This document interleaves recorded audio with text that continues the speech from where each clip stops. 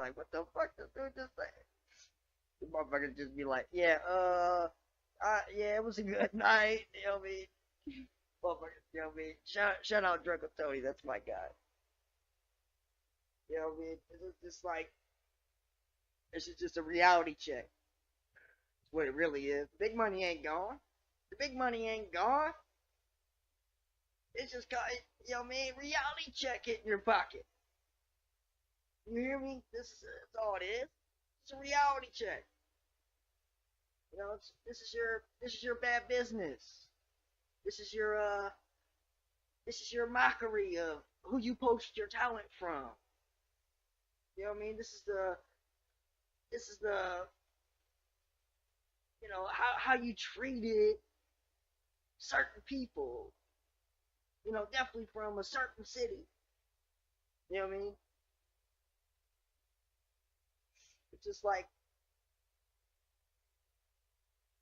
to be honest, the talent, you post your talent, most of it, from Lions Den. You know what I mean? Grind Time, The Jungle, Miss Gracie, one of my favorites, Block City. You got a lot of people from there. Street Status, you got a lot of people from there. You know, this is your fault. You were arrogant. You know what I mean? You were arrogant. That brings ignorance. You know what I mean? People are starting to see the bullshit. He definitely, since all the battle rappers are saying you're on bullshit. You know what I mean? This is, you know what I mean? You can't run a Ponzi scheme on us for years and years, and then not just on the fans or you know, the bloggers or people involved in the culture, the battle rappers, especially the PGs, the RBEs, intakes, the GCs, all of them fucking weird. All of them, you know what I mean? You gotta really fucking tuck your pride to be on one of those fucking things. To be honest, nowadays. And I just feel like I'd feel like a loser if I sold most of myself just to get some views. You see what they do for views? You hear me? You see what they do for views? Sign themselves into a 1080 contract. You hear me? I just feel like this is your fault. This is Organic's fault. This is RBE's fault, especially. It's always going to be RBE and Organic's fault because they shouldn't even be involved. You know, like I understand, like there's like people like Pat Stay and shit like that put King of the Dot on the map. But once we got what we needed from them, we should have really got rid of them because, you know what I mean, we're really not trying to, you know what I mean, hear, you know what I mean, we ain't trying to hear that squeaky ass voice motherfucker no more, dog. We ain't trying to pay you $75 for a GZ intake, gully. We ain't trying to pay that $250 for the RBE intake. Fucking ARP, whatever the fuck your name is. You hear me? You fucking emotional fuck. You know what I mean? That's why I don't like none of these motherfuckers. You know what I mean? Really, what this comes down to is, you know, you try to fuck the game fuck you. I mean, greed, hate, envy, the cake will do. Fuck the game, don't let the game fuck you. Word to Cornell. You hear me? Word to my guy. It's just like, this is the shit that y'all allowed in. You know what I mean? Y'all let that movie Body be made. That's what I don't understand. There's a lot of battle rappers involved with that. Ain't nobody was there. Like, why this dude the main character? Who the fuck story is this? Who, where the fuck would this happen? I don't get it. Don't let this shit happen. There was hell. Arsenal was there. You know what I mean? There was a bunch of people there that could, you know, that I would have thought would have been like, you know, Locks Hollow. I mean, Hollow's been involved with like grind time and shit like that, but come on, bro. Listen to this shit. This my what do they call it? This is my description of, you know, this is my review of the body movie. You know what I mean? It's a fucking, it, first off, it's a perfect misrepresentation of battle rappers, the culture, what really the fuck goes on, like the type of people that battle rap. I mean, I guess you could say some of them people battle rap, but there's only like a certain fucking kind of people that pay attention to them kind of people. You know what I mean, it's not the people that we're talking to or we're talking about. You know, that shit's weird. Let that shit stay in the weird shit. You know, we can't fucking stop everything. You know, so fuck, but still at the same time, like y'all can stop by. You know what I mean? Like this fucking goofball kid. You know, he gets swirly, so you can tell. You know, he's like a swirly kid. He does battle rap homework. All of a sudden, he's got bars in his head.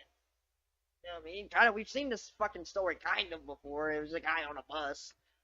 You know what I mean? But now this guy does battle rap homework, and he does, you know what I mean?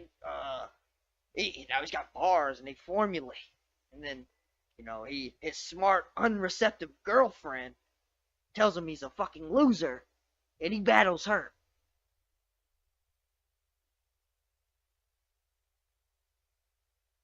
Somebody wrote this shit, and you know what I mean? That's just the first half of the movie. Then you got the last scene where he battles his fucking friend, outs him as a video game designer and shit like that. Like, first off, why are these two the main fucking characters?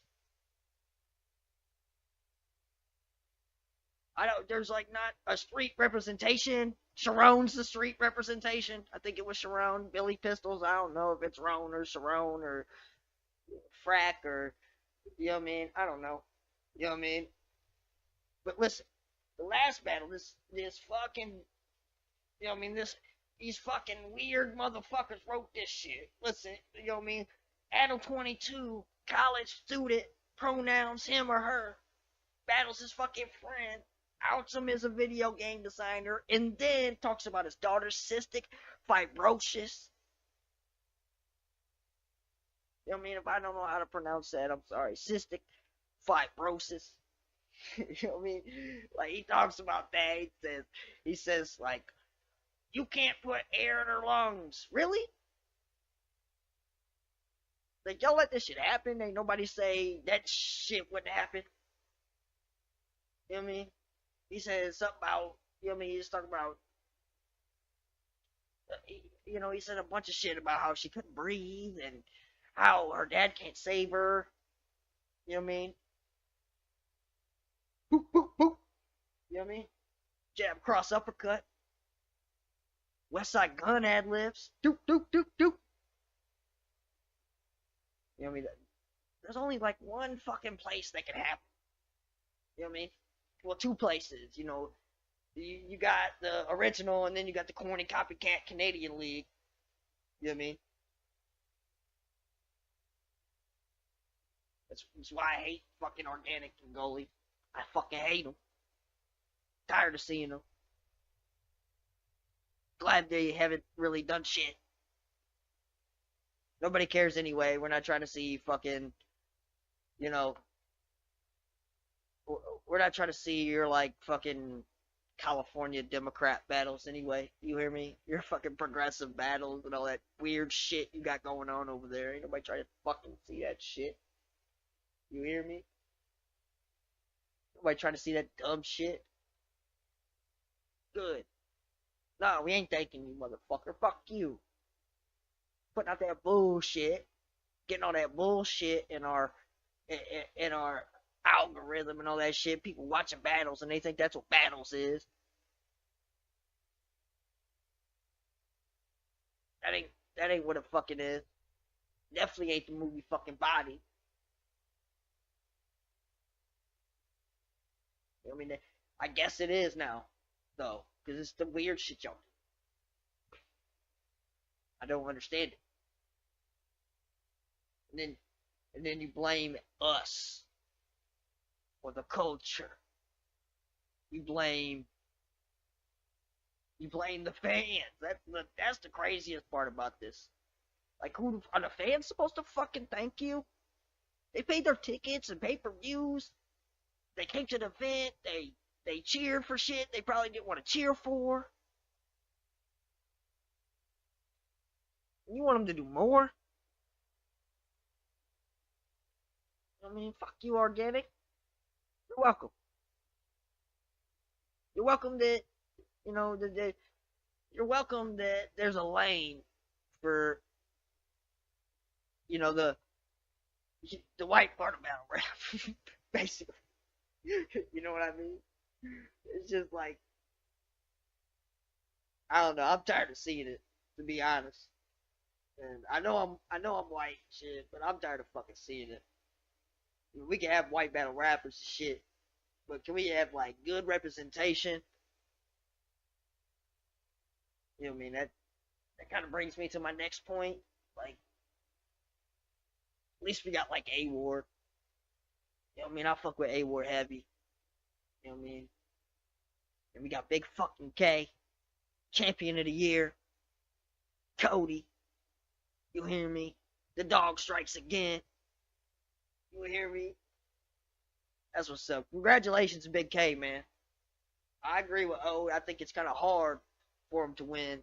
Definitely since people are saying, oh, you can't give it to him. He's white. And all this other shit. And before, it wasn't a big problem. Wasn't that big of a problem whenever white people were good rappers. I don't understand. I mean, you know, I Big K's tough, man. Big K got bars. Perfect. One of the most perfect battle styles. You know what I mean? He's a good angler. One of the best anglers. He got the best angle ever. But Benzino come up out of a fucking hot tub one time. Y'all think it's cute. And all of a sudden, Eminem trash. Big K is a guest. He can't win an award. Hey man, we accept it. We're guests. We get it. It's only for a year though. Oh fuck, he can't win a 1-year award, dog. Big K. He beat A-Ward. He killed A-Ward. A-Ward was on a run. A-Ward got all kinds of special moves. He killed A-Ward bad. And he killed Murder Mook. A-Ward, Murder Mook. That's two of the top battle rappers right now, if you ask me. And Mook's an all-time legend that y'all call the GOAT, #1. And he beat him, and he can't win Champion of the Year. You ask me, it's years in the making. I think he's been good a long time. He's been doing this shit a long time. The shit he did to where he pulled out the statements on old boy. I mean, that shit goes everywhere. I mean, perfect representation of us, the whites. You know what I mean? Thank God. You know what I mean?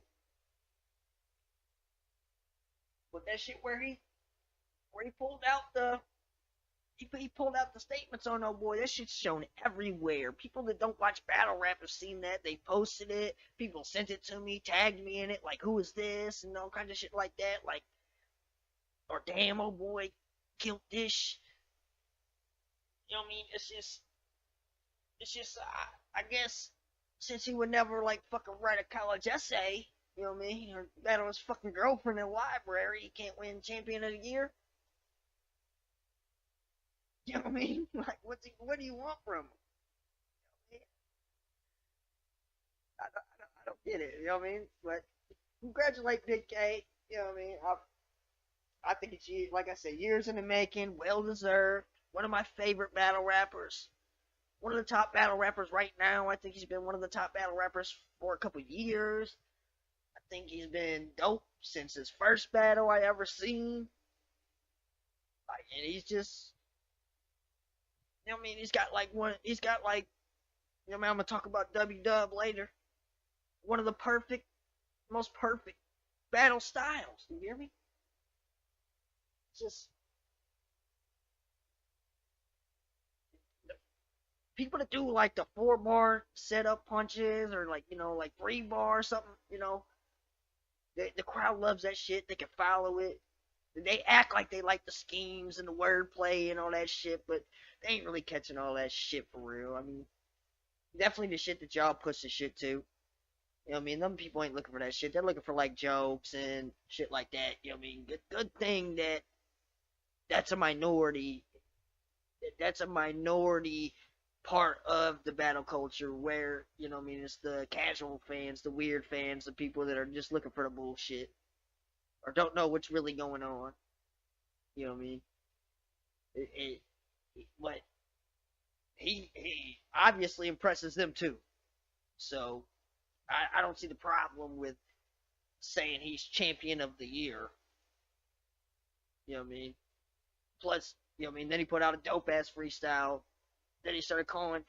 I don't know if he's the first one to do it, but Cody's pretty dope. You know what I mean? For the award name, sounds professional. If you ask me, it sounds like an Emmy award or something like the Oscars. You know what I mean? Something like that. Just sounds like something like that. I like it. I like Champion. I like the awards. I like how it's set up. I like, you know what I mean? I don't know if Jay Black is renting suits or Smack is buying suits. You know what I mean? He, I don't know. I mean, I don't know if he's involved with URL no more either. But you know what I mean? That's a great show. I love Champion. To be honest, I love the. I may not agree with everything everybody says on it, but at least, you know what I mean? I can still watch it. I can still be entertained by it. You know what I mean? I'm entertained by goofy shit too. Yeah, you know what I mean? Like I like the laughing goofy motherfucker. You know what I mean? And that just brings me to, you know St. Louis battle rap. You know what I mean? Like, you know, listen, it's different here. The people are different. It's why when people try to treat us the same as other people and we don't accept it, they're confused, and we're even more confused by the questioning of, you know of standing on your integrity. You know what I mean? Your integrity, your morals. You know what I mean? Like, it's like the whole city is a different type of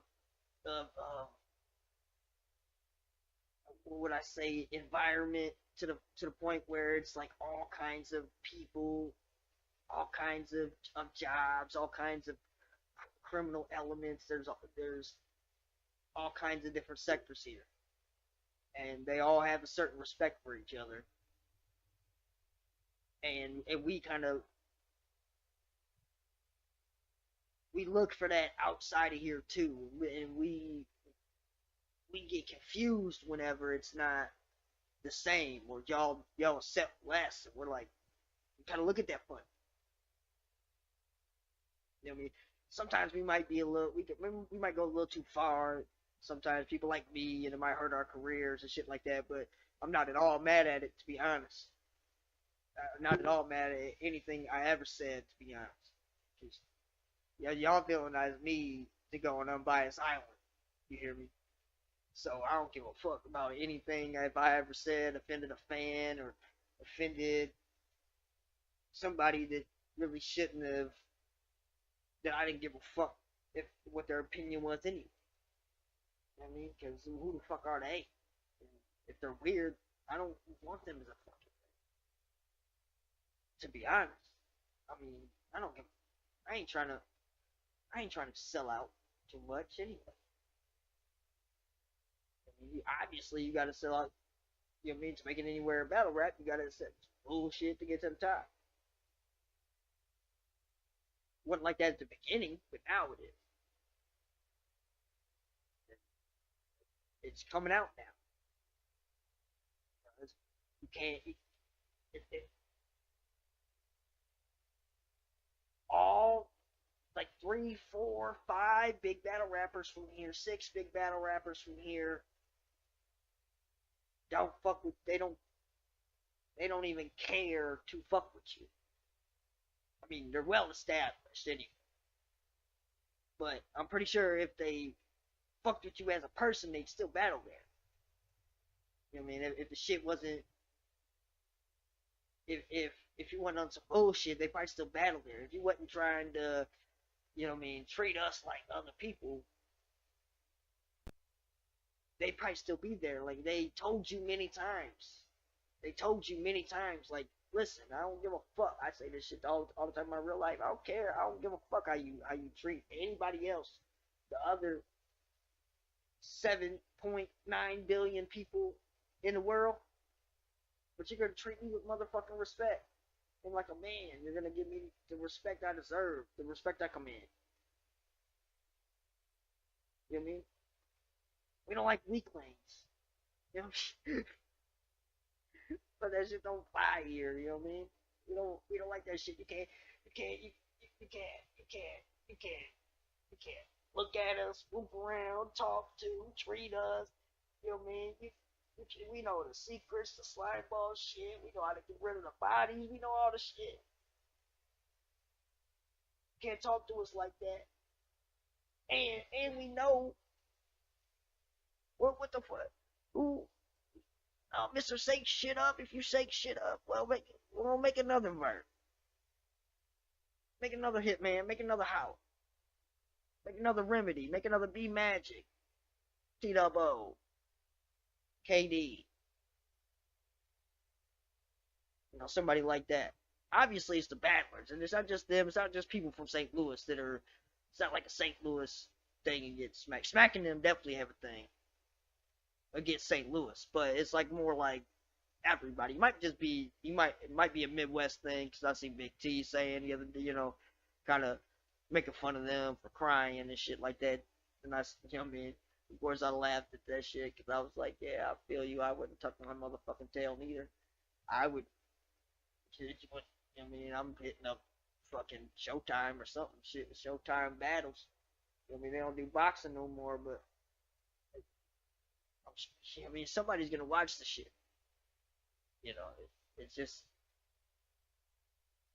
you know, your weirdo tactics, the contracts. They say shine 100 times. You know what I mean?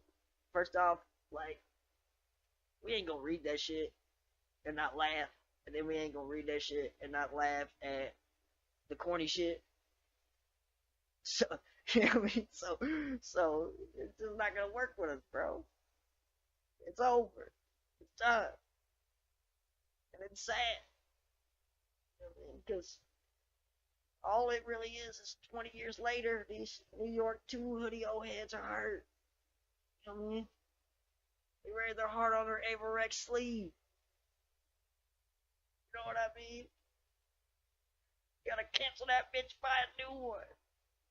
Bird went up there like, Frank White, dog, a cipher go down at the park, I want in. A battle go on the corner, I want in. You know what I mean? This shit's funny as hell to me. I just think it's hella funny. You know what I mean? You know what I mean? It's like, you know, like, it's just like, get over it. You know what I mean? Like, battle rap changes, smack changes. You two become strangers. You know what I mean? Kick first, dog. Ain't that bad. Number 2 ain't that bad, y'all. Can't see it coming down my eye. Gotta make the battle cry. You hear me? Oh, I'll be missing you. Oh shit. Oh shit. Oh man, I make myself laugh too goddamn much. I tell you that. I'll be missing. Oh man, it's just like the whole shit started with Verb versus SP. That's if we really go back to it. Like, first off, what the fuck happened that night? Wasn't there a venue and like a card, and there was other battlers? Then there was battlers there that were supposed to battle, but they had other plans. And then Verb battled some random guy. I guess I don't know if he's random, but it seemed random. Uh, Mook is behind him. I thought somebody was supposed to battle Mook, maybe Verb. I'm just saying what the fuck happened. And then Verb battles SP. Everybody's scared. Everybody run. You know what I mean? Everybody guarding an angel, bro. Oh shit. What, what we gonna do now? How we gonna eat, man? St. Louis is back around. That's URL. Fuck ass crying out loud. You know, it's crazy. You know what I mean? Like, what the fuck happened? Bird, Bird out there kicking that boy ass real bad. Everybody's scared now, except for except for Vlad DVD, Bobby Lashley, and the dog from next Friday. They said we got some, and a star is born. The URL is born. Off that moment, that line, the Guardian Angel Duck line. URL became the most respected battle league, or whatever y'all be saying in the intro that I don't know who it is, if it's Smacker, Beasley, or Chico, or yeah, somebody y'all hires at fucking get ready to rumble or something. You know? I don't know who the fuck that is in there, but I heard it's Chico, but it sounds a lot like fucking Beasley if you ask me. They might be the same fucking person. One of them might have hair. I don't know. I'm just saying, dog. Like, it's like this whole shit was carried on the back of of of Verb's guardian angel. You hear me? SB's guardian angel, motherfucking. The whole shit was birthed on that. That shit is crazy. You know what I mean? You know what I mean? This shit is crazy. Then the Hitman comes in. He changes the whole game with promo with ours. He has the highest views. Then you got them two put together, Verb and Howler. They got the best battle on your whole channel, and that's two guys from the same city. You know what I mean? Like, I'm starting to see it. I mean, I've been seeing it. I'm just saying, like, as you explain it more and more to yourself, as you look at it more and more to yourself, you see it. The best battle on the whole channel is two guys from St. Louis, Howler and Verb. Not only is the whole thing started from a guy from St. Louis coming out there to New York, having one of the best performances ever,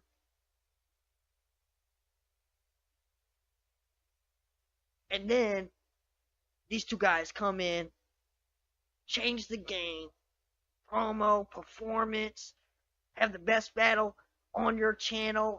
I'm pretty sure it might be the highest viewed. It's one of the highest viewed. I'm pretty sure Hitman might have like the 3 highest viewed battles on the whole channel. You know, everybody wanted to rap like Ill when Ill came in. Everybody wanted to rap like Ill. Everybody all of a sudden became witty and wordplay, and you know what I mean, they would mix the wordplay into punches, and then Magic comes in, right? You know, everybody in the fucking game after Magic stole Magic's fucking style. Everybody.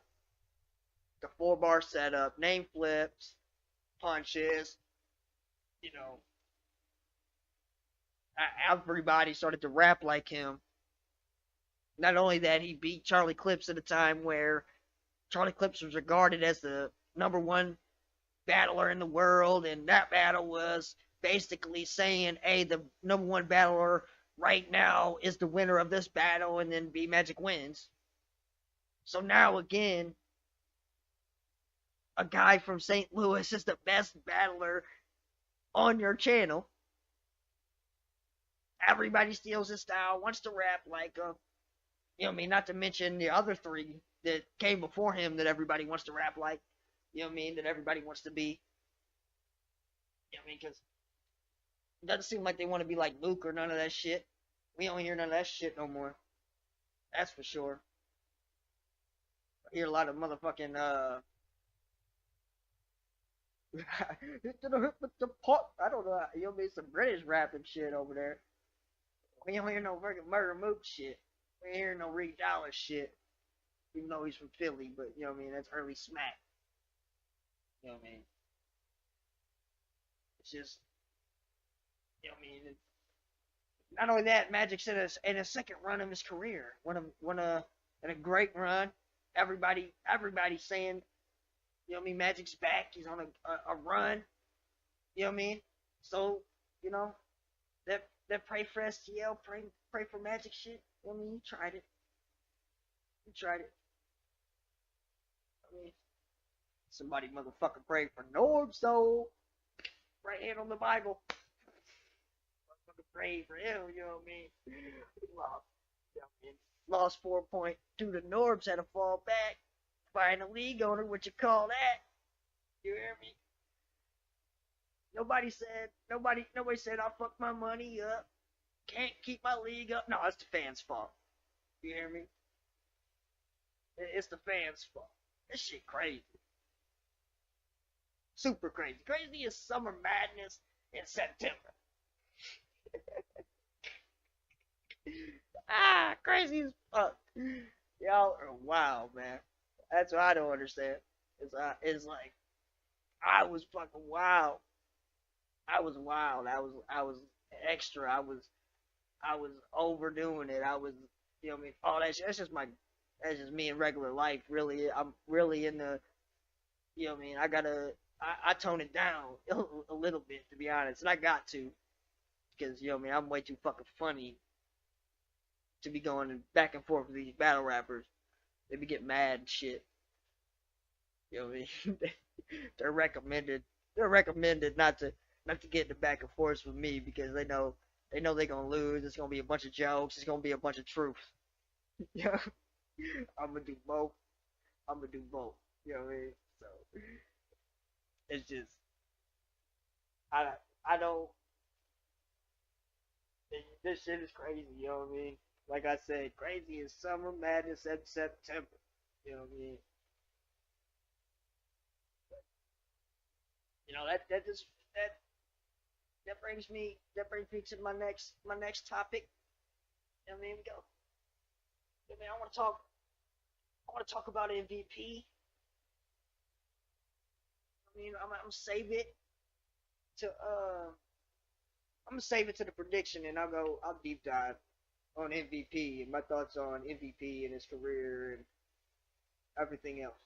You know what I mean? But you know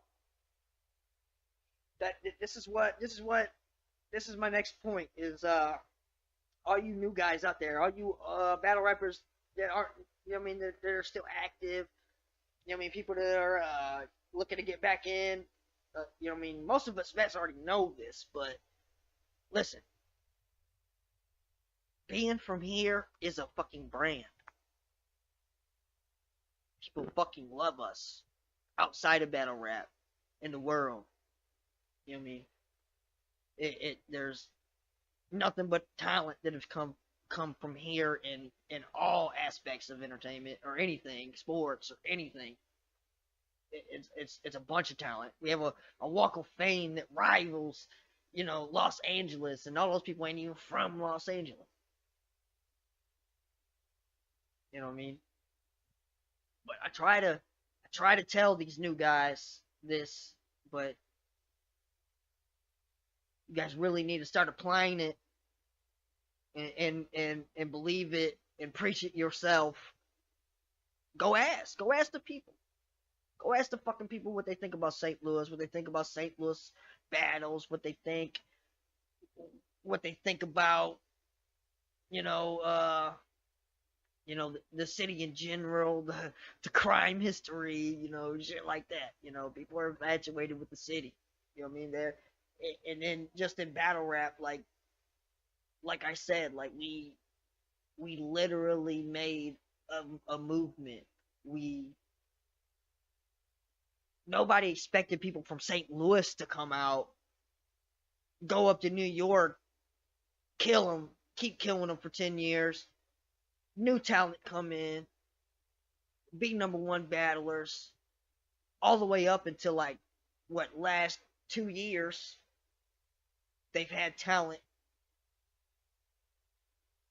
come from St. Louis. Not that they pushed it, but that's their personal vendetta and their emotional baggage that they have against us as a city. You know what I mean? Well, I understand it. You know what I mean? I understand it. You know what I mean? Pride sucks. but but you know, you guys need to really start pushing. I ain't pushing no unity shit. Be best friends. All that shit that the fucking weird people from St. Louis fucking push. I ain't pushing none of that fucking bullshit. What I'm saying is push yourself or push St. Louis.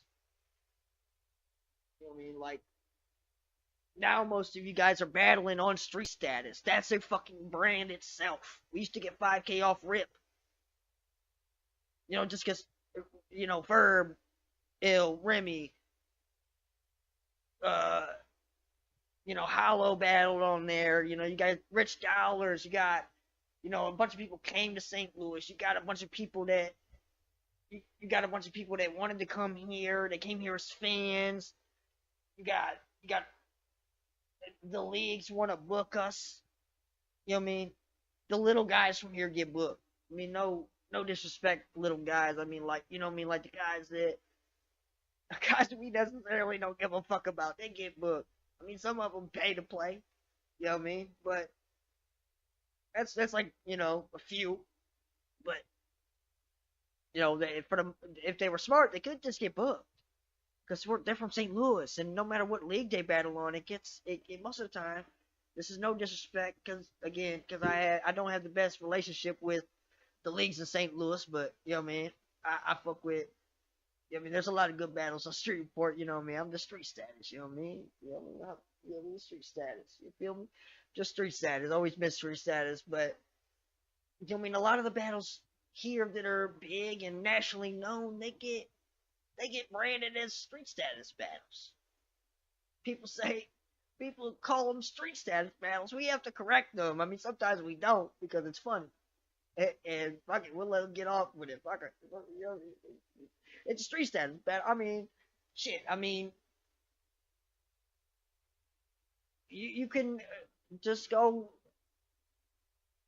back to any time any battler was gonna get on street status. Look how they talked about it. They know street status is the elite league here. It's the goal here. You know what I mean? It's a goal not only here but nationally, and for your resume and for the look, and everybody fucking knows that here. You know what I mean? And I don't know what it is. Don't know. You know what I mean? It's hard to explain, but you know what I mean? My dog. Oh boy, street status. Oh, Mean Gene Okerlund, the godfather of St. Louis battle rap. You know what I mean? Vito Corleone.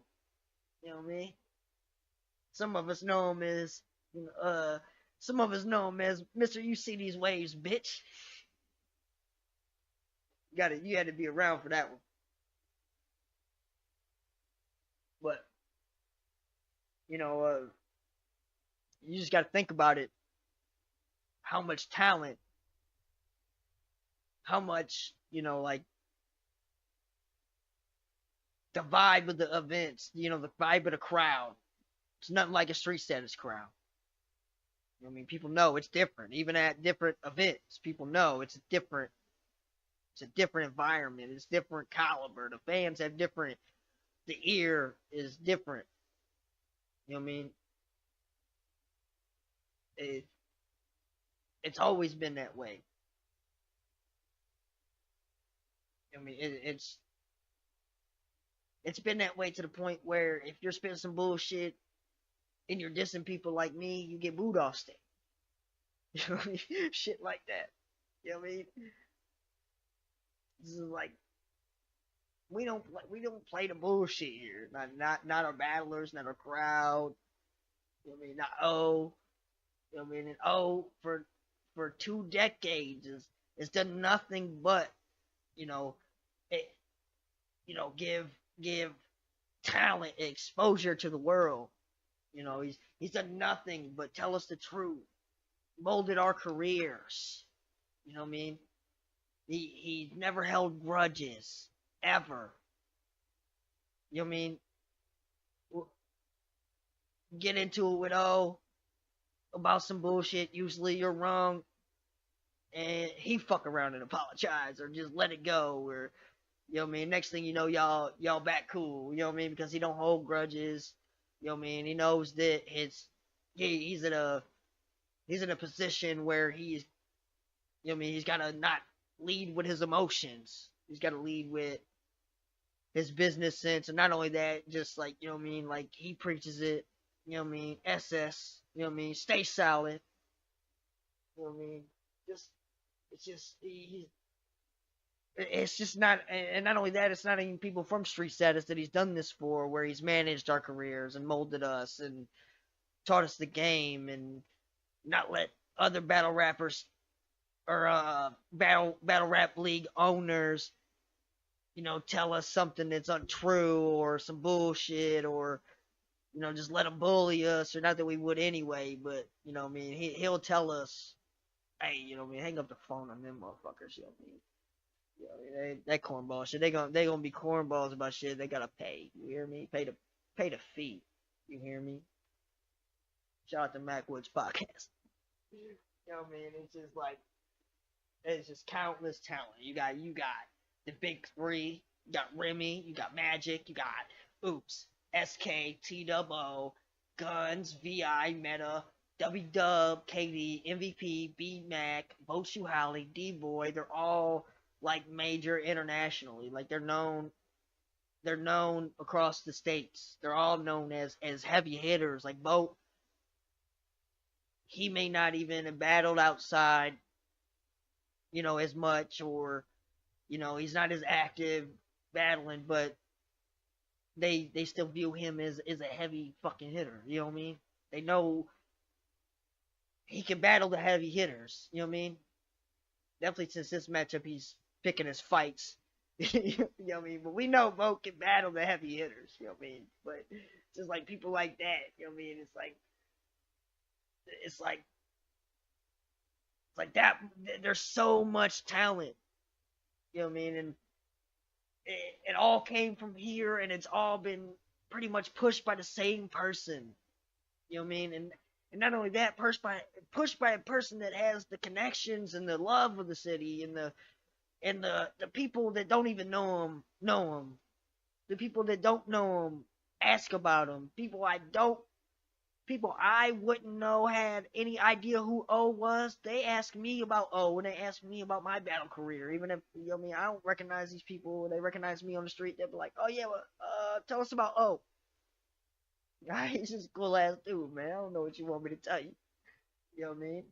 It's a cool ass dude from the west side of St. Louis. You know what I mean? You can tell. You know what I mean? Most of them motherfuckers are cool. You hear me? It's not only that. It's not only that they respect him. They respect the events. They respect what he does. They respect, his 2 decade long stretch of putting out classic cars and battles and just pushing the city himself. Now he's doing a card on 314 Day for these guys. Not only that, like our fans and everything else, like, you know what I mean? Shout out to Pretty Girls Love Battle Rap, but like people like LT, you know what I mean? Them, other fans, Neil, they set aside like pots, like 4 pots. There's like 4 pots for this card. It's crazy. You know what I mean? Battle of the Night and all that other shit. It's crazy. I mean, I ain't never really seen shit like that. I wish they had that in our day. They ain't have that shit. I mean, these guys are getting paid. Every single one of them are like getting paid every battle. You know what I mean? If we got paid at a home battle, we were the shit. You know what I mean? I got paid $600 in East St. Louis one time, and I'm telling you, I still ain't stopped talking shit about that. You know what I mean? Like when I went to California, when I went to California, them people, all they did, they already researched me. They knew about me Magic and J Fox's problems and all that shit. So they already had that research. They researched me.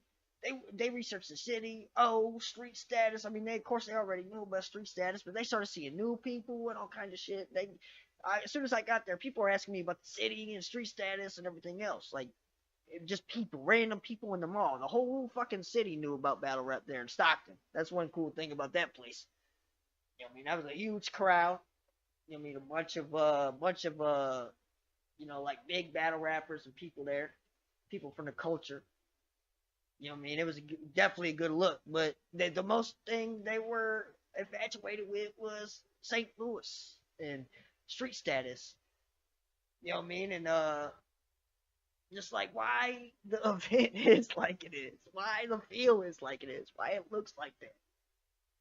You know what I mean? Like, it's just, I don't know. It's street status, baby. You know what I mean? Street status necessary. You know what I mean? It just is what it is. It's just, it's just different here. And it's always going to be different here. And that's what the whole point I say to these guys that are from here. It's just like, get in tune with it. That brings me to 314 Day, baby. We gonna break down this car. It's a big car for y'all. Y'all should thank God, man. It's a big car for y'all. Y'all are getting paid. There's a bunch of pots, bunch of exposure. And the craziest thing about this shit is this is all homegrown names. It's crazy. You got people from the East. You know what I mean? You got people from the North County. You got people from the city. It's crazy. This is a crazy car. It's gonna be a crazy environment. This is big for y'all, man. Y'all should be, and it seems like y'all are. Most of y'all are. Seems like y'all are taking this pretty fucking serious. You know what I mean? Definitely should. Because it's a big car. You know what I mean? All homegrown names too, and it's gotten hella exposure already and excitement. I see a bunch of people I don't know getting tickets, a bunch of people I don't know talking about it, and everything else like that. So first battle we got is EJ versus Body Bag. Body Bag, he's out from a little stretch. You know what I mean? So he's probably got about, like, I guess what they say, like 2 years of bars just saved up, maybe more. You know what I mean? I watched his battles leading up to this. He's not bad at all. Like, he could definitely win this. He could definitely go crazy. He could. I see the potential. I didn't know if I seen it before, but after watching his battles, definitely his last battle, I see the potential to where if he has a bunch of shit stored and he condenses it, puts it all together, you know what I mean? It's gonna be crazy. Body Bag can rap for real, man. He's like a wordplay guy, you know what I mean? He's like I see the young ill in him for sure. You know what I mean? I see the Young Ill influence, at least the wordplay influence. You know what I mean? I don't think he sounds like Young Ill for real. I just see like a, you know what I mean? He's definitely got like a, he's got a St. Louis style, but he don't he don't necessarily sound like he's from here. But he raps like he's from here. You know what I mean? Just the way he says his shit. You know what I mean? The way he says his bars and stuff like that. The way he puts his wordplay together. You know what I mean? You got EJ. You know what I mean? Home of Performance, the show. You know, I watched his battles leading up to this too, and was surprised. I mean, he's a lot better than I thought he was. I was watching this shit. I guess I wasn't really paying attention too much. I guess, or you know what I mean? Maybe I listened to everybody else and they was like, oh, he's not like a heavy puncher type guy, or he doesn't. He's got like a couple here and there to where he's gonna like he'll get his reaction. He gets out, but I don't. I mean, he's got like what 2 or 3 battles, so he's still getting better. You know what I mean? His performance is already like levels, like you know, veteran level. So the only thing he's got to do is get more comfortable with the writing and knowing what to do whenever you write too fast and all that other shit. Get rid of some of that shit. You know what I mean? And another thing he's got to do is if he is gonna like be like a slow puncher, you know what I mean? If he's gonna be a slow puncher, I think he should still go longer. Fuck it. Who cares? Who's stopping him? Who's calling time? If it's not trash, we're not calling time unless it's like fucking 24 minutes. You know what I mean? Your 10-minute round, we don't give a fuck. I mean, nobody's really clocking it too much anyway. You know what I mean?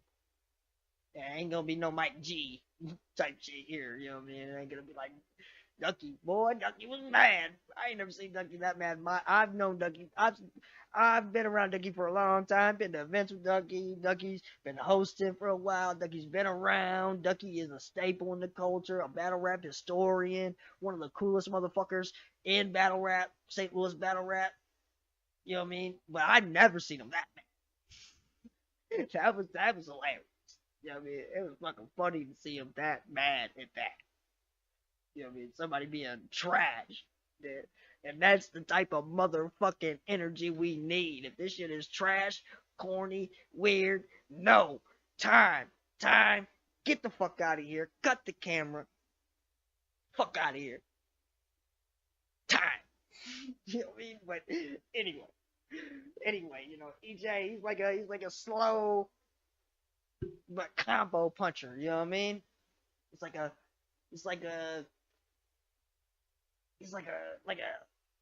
Philly shell fighter. I wouldn't say he's Floyd. You know what I mean? Maybe like Pretty Boy Floyd. You know what I mean? He ain't got all the moves and the showboating down yet, but you can see it. You know what I mean? He moves slow, but he gets his shit off. He's like a Luka Doncic. You know what I mean? I would compare EJ to. So I'm gonna go EJ 2-1. But I might regret that. And you ask me tomorrow, or you ask me after I post this, I might change it. I'm going to go EJ 2-1 because they've had a long time to prepare. So, you know what I mean? The 2 years shit really doesn't matter as much to me. It doesn't matter as much because they've had like 3 months to prepare. You know what I mean? So we'll see. Like EJ,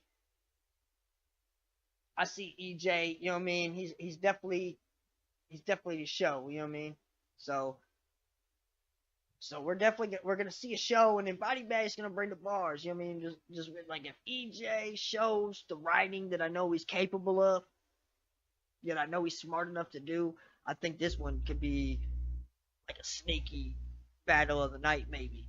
Definitely since it's the first battle, most likely, and it's gonna set the shit off. You know, so I got EJ 2-1. Then we got Craig versus Reefer. You know, I see Craig is like y'all era Chris Starks, but cooler. Yeah, I mean, Chris Starks was cool at first. He had like a calm under pressure type vibe, maybe like cool type vibe, but he also had like guns and them kind of backing him up at first, you know what I mean? And then he turned out to be like not so cool, but like Craig's kind of like that, but he's cooler than Chris Starks. You know what I mean? And I like his performance and shit like that. You can definitely tell like he's probably a little bit tougher than Chris too. You know what I mean? The way he looked in that camera the one time, that shit was funny as shit. Uh, then you know what I mean? He's like an unorthodox wordplay like kind of guy, like confident, like he's gonna like put emphasis into his punch or however he ends his bar. Because he's not like I wouldn't say super punch heavy. He's more like a like like word play to like, and that's the bar type shit. I guess you could say there's like punches in there kind of, but like he's not focusing on like punching. So he's you know what I mean? But he the way he delivers the end of his bars, I like how he does that shit. I feel like I mean he's had a lot of time. He's been sitting for a while. I feel like you know what I mean. He's you know what I mean. I don't think he's as bad as I thought he was either. To be honest, after watching, he entertained me. That's for sure. And then Reefa, you know what I mean? One of my favorites, my dog, MPG. You know what I mean? Like the lingo fucking king. You know what I mean? He told the motherfucker he gonna be playing basketball with Kobe. He said you gonna be front row at Dolph. Oh man, that's the funniest shit I've ever heard in my life though. He said he gonna punch a motherfucker so hard their ears gonna clap together. That shit is hella funny, and I believe him too because he's a boxer. You know what I mean? And that's how he got a battle. He's like a dirty boxer. You know what I mean? Like he gets in there, he's uppercuts on the inside, and shit. You know what I mean? When you know what I mean? They call him Tyson Face. You know what I mean? He kind of fights like Mike Tyson. You know what I mean? He had the COVID mask before COVID. You know what I mean? Everybody knows that. You know what I mean? Like Reefa really can rap too. A lot of people are downplaying his skill and his talent as a rapper. Like that's why I don't see a win here for Craig at all. Like I don't see it at all. Reefa seems super motivated. Not only that, you know, I mean, he caters to a street status. Not he caters to it, but the street status crowd is like a crowd that he's fucking welcoming. That's for sure. They will love that shit. They're gonna love that shit. I'm telling you. You know what I mean? That's like Shades of Dubby type shit. Like real street dude from St. Louis type shit. They're gonna feel it. Plus he talks crazy. Lingo crazy. Jokes. Haymakers. Bars. Like everything. Wordplay. He's really good, but I definitely see that he can be better. You know what I mean? He's a busy guy though. I give him that. He's a busy guy. You know what I mean? He's got a lot going on. So, you know what I mean? He lives in Florida too, so he can't be super involved. But he's one of my favorites, man. I don't understand. I don't see the fucking the downplaying of his lyrical ability either. You know what I mean? That motherfucker, he has room shakers. You know what I mean? Like real room shakers, not the shit that y'all be posting like, oh, the fucking crowd go and y'all call it a room shaker. I'm talking about it shakes. You can see it, you can hear it. You know what I mean? Reef has got those. He's got a few. He's got some against like you know what I mean my number one battle rapper right now too. So you know what I mean I got Reef for the 3-0, 2-1 definitely 3-0. We'll see. We'll see. You know what I mean? Hopefully, Reefa like wrote up type shit like was talking about today. He said he's gonna write up. You know what I mean? Hopefully, he didn't keep like his best rounds for his first couple, because the third is really what's gonna hit the hardest. I mean, the first is two, for sure. And that's a lot of battle rappers use that format. They kind of take off the second round, or they do some like they do some of their own shit, slogans or whatever, the second round or whatever. But I see Reefer for the 3-0, man. Sorry, Craig. You know what I mean? Sorry, Danny.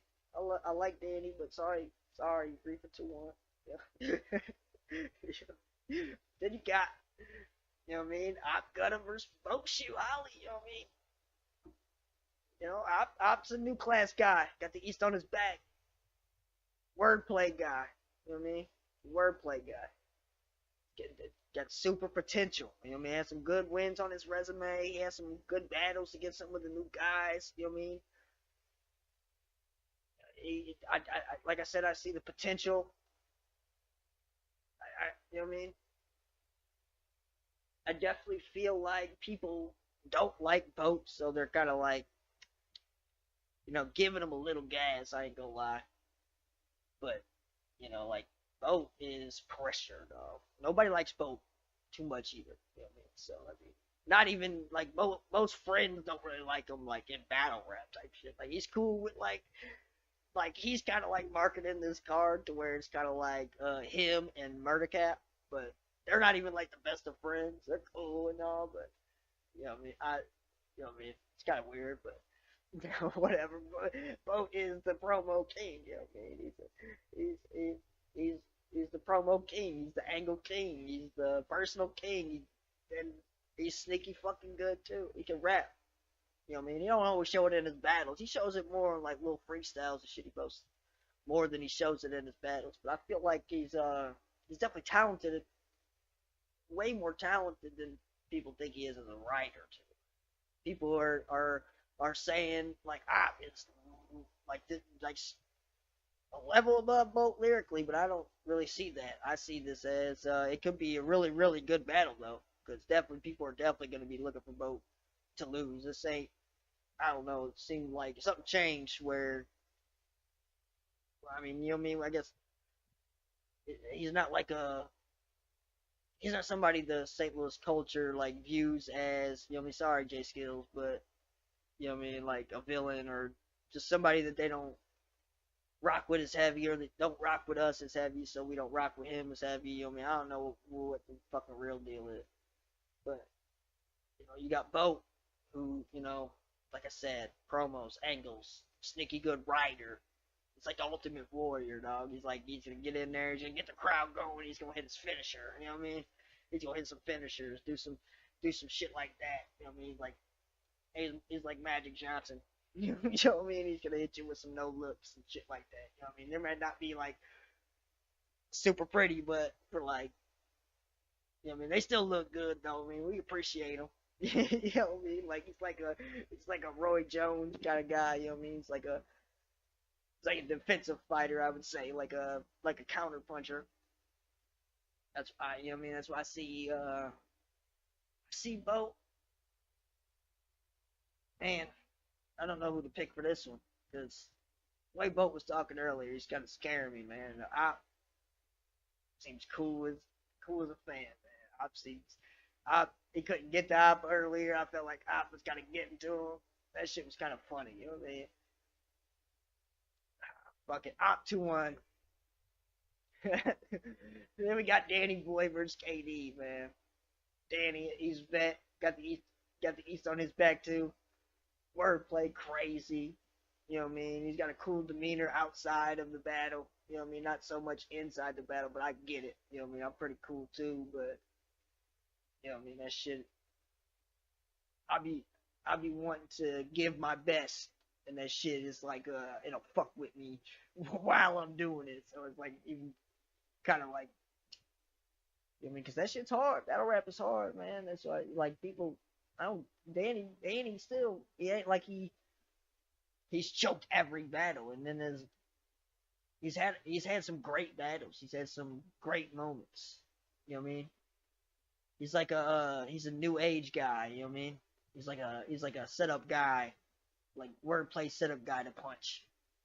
You know what I mean? The little stuff. He mixes in the little stuff to win. You know what I mean? he's like I wouldn't even compare him to a boxer because he's like a new class guy, and his like mind kind of works like in different angles, and different, I wouldn't say angles, different, his mind works a little different. He's like Israel Adesanya, type fighter, kind of like he knows he's good, he knows he's good, and he's gonna show you some moves, he kind of reminds me of like a defensive, like a counter puncher too, but you got a problem on your hands. Either he's got 98 battles in a month or what, Whether he's got 17 battles the day before, you got a fucking problem, because obviously that shit has not affected him if he's out on the road winning battles, winning like 30s, and he's, people are talking about it and all this other shit. People are saying don't fucking worry about his promo and all that other shit. But we've definitely seen KD get ready in a few days. You know what I mean? Plus, he's the fucking face. You know what I mean? Who they say the face. He's like one of the most complete battlers. Like he's got all this. He's got everything. He's like like a complete battler. You know what I mean? Like I feel like he has room to grow once he. I don't want to say his confidence, but once he just kind of like, he'll get older, he won't give a fuck as much, and I think that's whenever we'll see his real skill and like the real him. So what I mean, KD's fucking scary good, man. He's going down as a legend one day, spin master. You know what I mean? Going down as one of the best, like Floyd. You know what I mean? Spin master, being all kinds of shit. Conor McGregor being all kinds of shit, getting all kinds of problems. It doesn't matter. We're on top of the world still. You know what I mean? I got man, sorry Danny dog. I got KD 2-1, dog. Got KD 2-1. But damn it. And then we got D-Boy versus B-Mac. Oh my god. Now, whenever I heard this got announced, I heard it a little early. I don't think we were supposed to hear it. I don't know who put that shit out, but I mean, shit. As soon as I heard it, I was like, fuck it, I'm not saying anything about it. And that's one of the craziest matchups I've ever heard in St. Louis battle rap. And we'll see, maybe in battle rap. Definitely battle of the night, if you ask me. It's going to be battle of the night. If not Dubby and MVP, it's going to be battle of the night. If not D-Boy and B-Mac. But D-Mac and or P-Mac and D-Boy is going to be crazy. You know, D-Boy is scary. He's the most duck battle rapper in our era for a reason. Scary. Super crazy. Wordplay. Punches, performance. He's mean. He's really like that. You know what I mean? He's like a Kobe. You know what I mean? He's like really fucking good, and he's got that. He's got the dog in him. He wants to win. He don't want to lose for sure. He wants to show that he's the fuck. He thinks he's the best, and he wants to show he's the best. You know what I mean? That's what I love about D-Boy. I always loved about D-Boy. Not only that, he's just a real ass dude. You know what I mean? So you gotta love that. You know what I mean? He's like I said, he's like a Kobe, like a, man. He's like a, it's like a Joe Foreman or something. You know what I mean? Joe Foreman, Joe Frazier or something like that. You know what I mean? Somebody scary good, somebody duck, and then you got B-Mac. It's the top three, maybe not 2 or 3. You know what I mean? They're the best. You know what I mean? He's dangerous. You know what I mean? Old school vibe. You know what I mean? That's why he's one of my favorites. I like him outside of battle rap too. I like him whenever he be doing his Mac Woods podcast. Shout out Mac Woods. He's hilarious. He be trolling these cats. You know what I mean? I feel like I'm one of the only ones that gets it whenever he's playing devil's advocate. You know what I mean? But he's like an old school, new school guy. He's like a Tank Davis. You know what I mean? He's dangerous. You know what I mean? He's like maybe a LeBron or something. You know what I mean? Like he's really fucking good.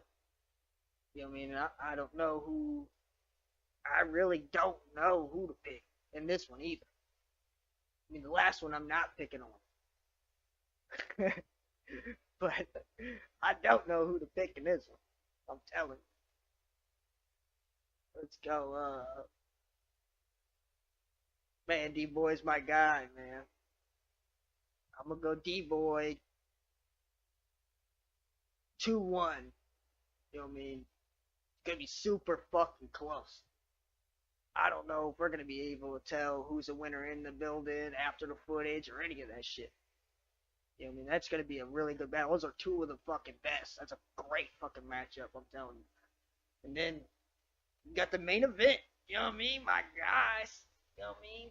Two of my motherfucking guys. You know what I mean? Like my homeboys. You know what I mean? W Dub versus MVP. You know what I mean? You got Mr. Perfect Style, Mr. Never Loses. You know what I mean? Rocky Marciano, our Undertaker, Tim Duncan. Not only that, he deserves this. Been putting on for so fucking long. Putting on St. Louis, going out to other cities, battling at home, staying relevant, staying on top of his promo game. He's hilarious. Might be the realest battle rapper I know. Like, it's cut like that. And it's like, you know, integrity, morals. You know what I mean? He's one of my favorites. Like I said, perfect battle rap style. That's why he never loses. But then you got MVP, you know, who is my favorite. You know what I mean? I think he's the best right now. You know what I mean? That's why I say fuck y'all for downplaying his skill here. You know what I mean? I don't know why the fuck y'all do that. I mean, of course you're gonna do that to the number one. I understood whenever they did it to me in my era too. You know what I mean? Whenever I was the best, people used to say I wasn't the best. You know what I mean? So I understand it a little bit. You know what I mean? Of course they don't want the best to be the best because they want to be the best, and they gotta say they can't say you're the best. They're still bad. You know what I mean? It's understandable. I get that. You know what I mean? You should say you're the best, but y'all downplay him so much here, like he isn't who the fuck he is. Like he ain't one of the best of this generation. Like he ain't the most complete battle rapper out of anybody. You know what I mean? Excluding like promo, but he don't fucking need it. He's so fucking cool, and the people like him so fucking much. And all the comments and everything say when on his battles that people try to hide and all that other shit. So fuck y'all for how y'all did him. That's why I don't fuck with y'all. Why I'll never fuck with y'all. Cause the way y'all did MVP, and now people downplay him here. Like you guys knew you had a star on your hands, and because he was from St. fucking Louis, you guys couldn't just have that anymore. You gotta push these motherfuckers who where they at now that lost to my guy. And you gotta push them because he's from St. Louis, so you gotta try to hold his career down. So fuck y'all. He's still gonna be a star. He's gonna be a star here. The whole fucking world knows about him already. You know what I mean? The whole world was already saying he won all those battles. He is the fucking best right now, most complete battler. So fuck y'all for how y'all did him. And hey, listen, a couple people got a couple wins over MVP, but we've seen like whenever like skill versus skill, writing versus writing, we've seen the difference. MVP's like the best right now. He's one of the most complete ever, one of the best ever, like a Pat Mahomes, a John Jones, you know what I mean? Like he's one of the best at all the tools, you know what I mean? He's like fucking you can't beat him nowhere type shit. This is why this is a crazy fucking battle too. Because both of these guys are like, what's the chink in their armor? You know what I mean? There ain't one. You don't see one. You know what I mean? Some people try to put one in MVPs, but you can't. I don't give a fuck what you think. But you can't. That's Mr. WrestleMania, Shawn Michaels. You hear me? You can't downplay MVP because his talent took him to the level of Summer Madness, to the heights of battle rap where the the big talented, the most talented guys in St. Louis always take this shit too. So you got to acknowledge how good he is and his greatness. So you may not be able to do it now, but one day, if y'all don't say he's one of the best ever, if he ain't gonna go down as a legend, if he ain't gonna go down at like at least number 5, you know what I mean? I don't agree with you. He's the best right now, the best pin. You know what I mean? The best. He can perform. He can word. He can do the wordplay with the best of them. Like you could. It's crazy. He has some of the craziest verses and runs. Like bar to bar to bar to bar. Like scheme. Like shit to shit. Bow bow bow. He has. You guys. You guys have to admit it that he does that better than you. I'll tell y'all if y'all don't want to admit it, but you know what I mean. That's what I'm saying. We got to start giving MVP his props because he is our number one right now. And who better to push than somebody who is our number one that the masses were trying, like the people at the top were trying to hold down. Why not get behind that guy that is super fucking talented and that talented enough to push himself to that heights and push us to those heights? And you guys want to kind of downplay. I don't understand that. But like I said, I mean, heavy is the crown. You hear me? You know who run battle rap, right?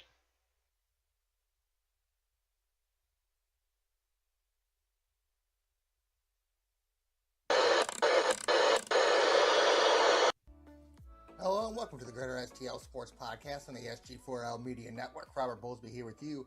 You can tweet the podcast at GSTLSP. You can tweet the network at SG4LMN1. You can also find us on Instagram at Greater STLSP. And you can find us on Facebook, YouTube, iHeart, Google, anywhere you can find podcasts at Greater STL Sports Network. You can also find the videos on Spotify, Facebook, and YouTube, as we are now doing a video podcast for the podcast.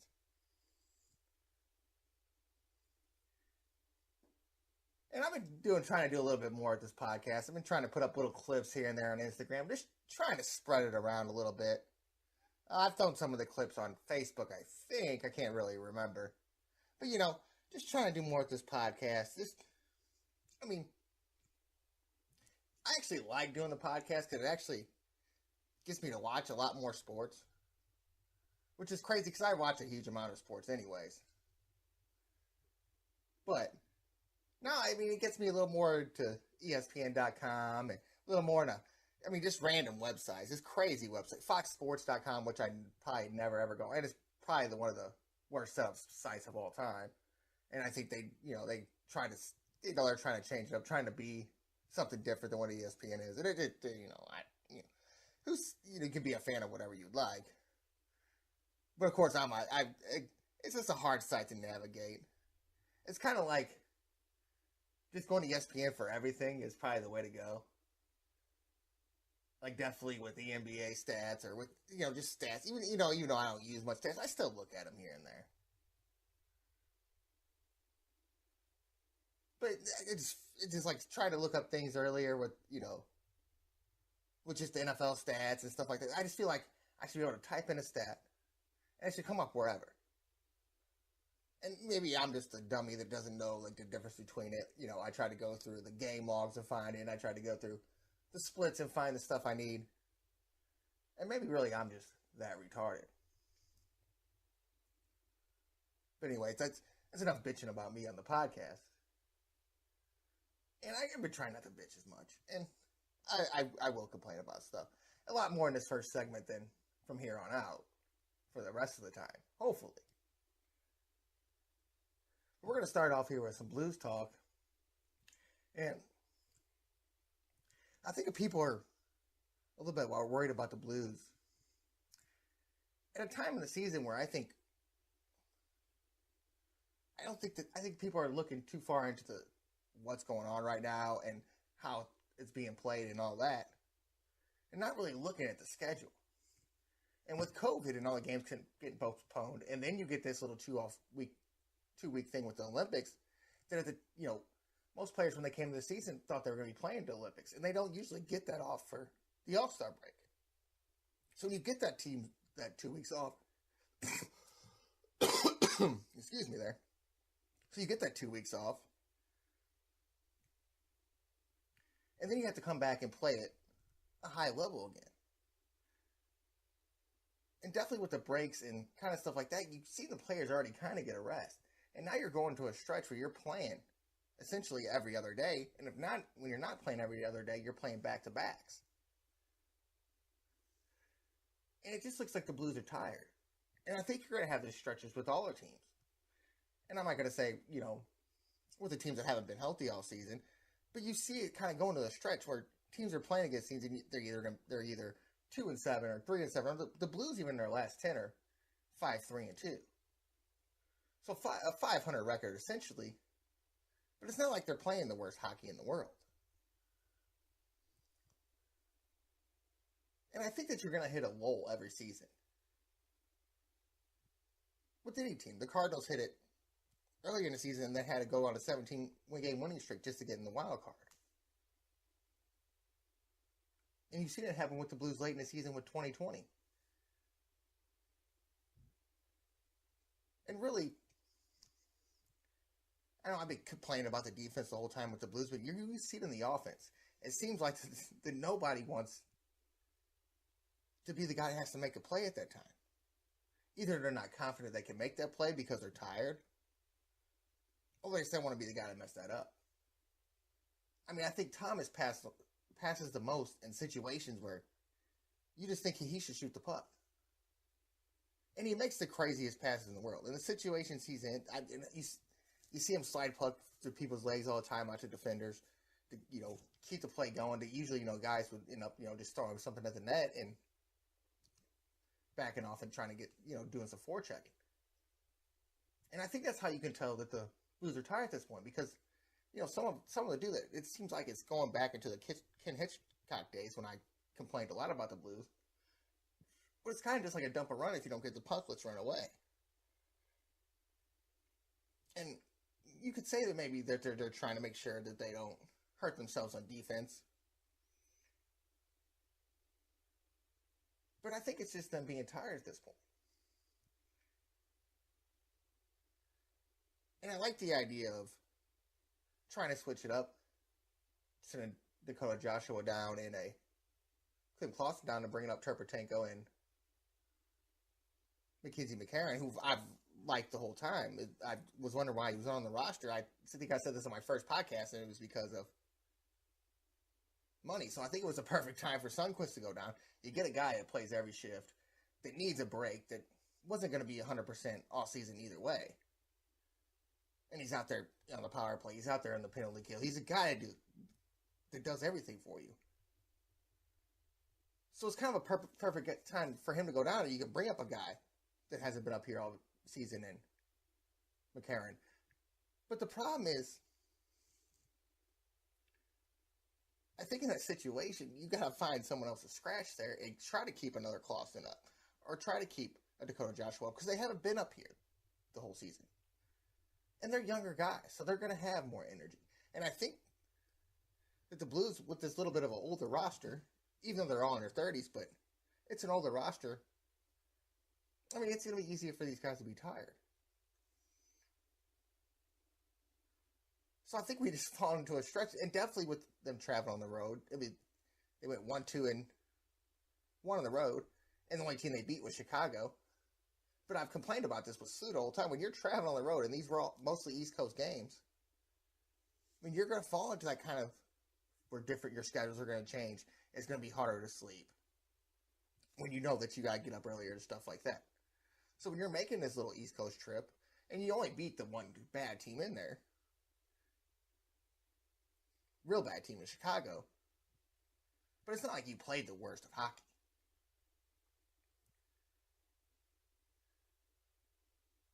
But I think when you stop forechecking and you kind of fall into defensive lulls, that into a defensive stretch where you're trying to play more defense than you play offense, that hurts you either way, because there's going to be somebody, when they're punks in your defensive zone, there's going to be so many people going after you, you're going to leave somebody open. And that's what's happening for the Blues. Is they're trying so hard to keep the pucks out of the net that they're letting pucks in the net. And that sounds odd. That sounds weird to say. But you got so many people following the puck, keeping their eyes on the puck, and not really following where everybody else is going, that you're getting these wide open shots.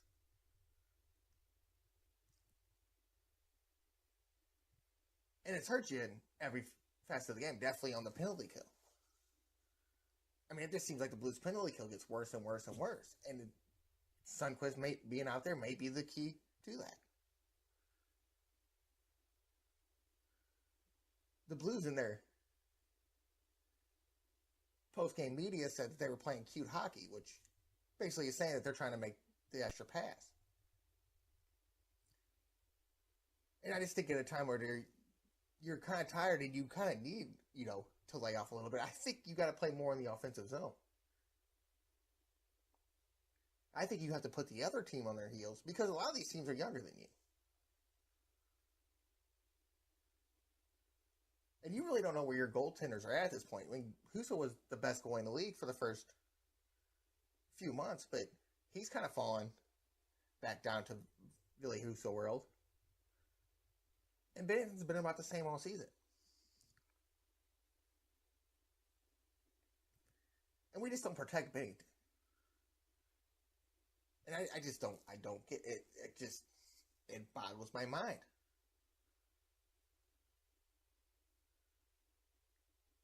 And I feel like every time I hype somebody up on this team, they just suck for the next week. I mean, it seems like Brendan Shen can't get a stick on the puck. I don't know. Michael Luck he just goes in and out. And it's something with a young player that's going to happen. And when you're in this kind of stretch, it's going to happen with a young player who's tired.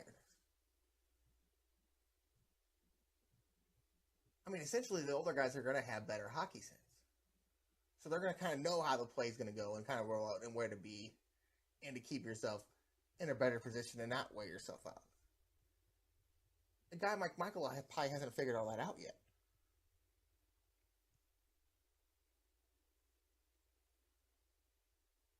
And I think with having a guy that is coming back as Scandella, that could help your defense a little bit, where you could have a guy like Wallman stay up here and maybe scratch a guy like a Michaela, or even give a Falk or a Krug a break. A Bertuzzo here and there, which seems like he's played the most hockey in his Blues life of all time.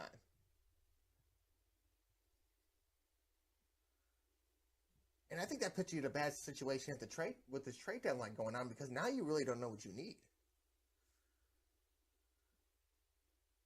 And I think with pushing the salary cap, like you already are, and having guys coming up on contract, Tarasenko, you don't know where he stands. I mean, I think that puts you in a bad position to even try to go get somebody. Because number one, if you get the wrong guy, you kind of screwed yourself on money. And then if you give up on somebody like a Clausen or something, and he goes and shows himself off somewhere else, you're kind of going to feel dumb. I mean, I know it's been 4 or 5 years of Kim Clausen, and people, the Thomases of the world have passed him, the Kyrus, the Jake Neighbors. But I just don't think you could give up on a talent like that. You drafted him where you drafted him for a reason. He's been on this team for a reason. You're hoping he can be another Jordan Kyrou. But just think about, you're going to have a guy like that if he's not turning out what he's going to be. But this is not a body when these guys like Thomas and Kyrou come out the contracts.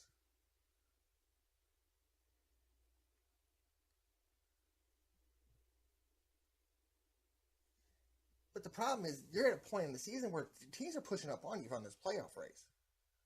And I don't think the Blues have a chance not to make the playoffs.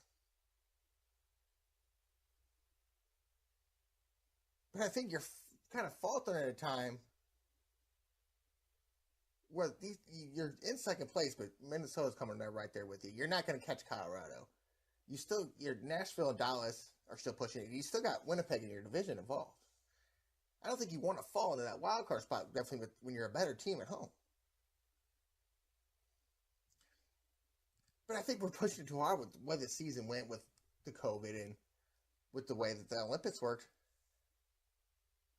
I think you're just a tired team at this point. And essentially, there's no way to fix that with the roster you have. Unless you're going to get rid of a big contract and then add another big contract for a player that could be tired because all these teams are playing the same schedule you are. Because they all had the same breaks. They all had the postponements.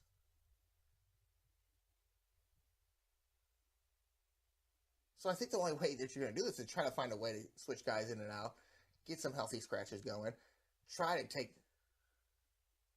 some time with some players, give them a couple of days off here and there, and that's going to be the best way to work it.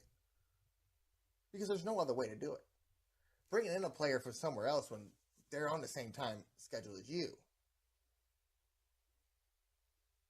and games played and all that, and had the same breaks as you, you switch a one tired player out for a tired player that you don't know what you're going to get out of. I think that's a lot bigger risk. Now, if we were in a regular 82 game scheduled season, I would say, hell yeah, go for it. But sports hasn't been regular in 3 years now.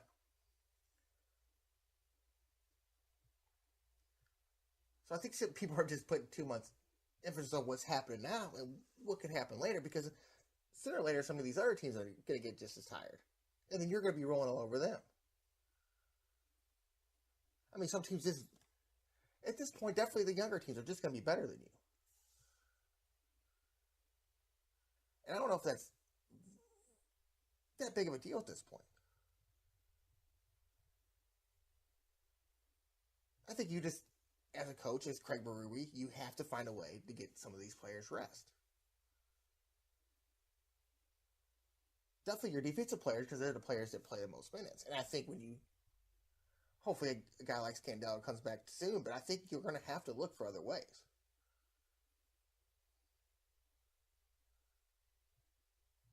And I don't know if that's, and I understand where they're at, because it's going to have to be a healthy scratch or something, because there's not there's the rest of your defensemen you just can't send down. You can't just send down a Parenko. You can't just send down a Torrey Krug. You can't send down a Justin Falk. You can't send down a Robert Bertuzzo at this point.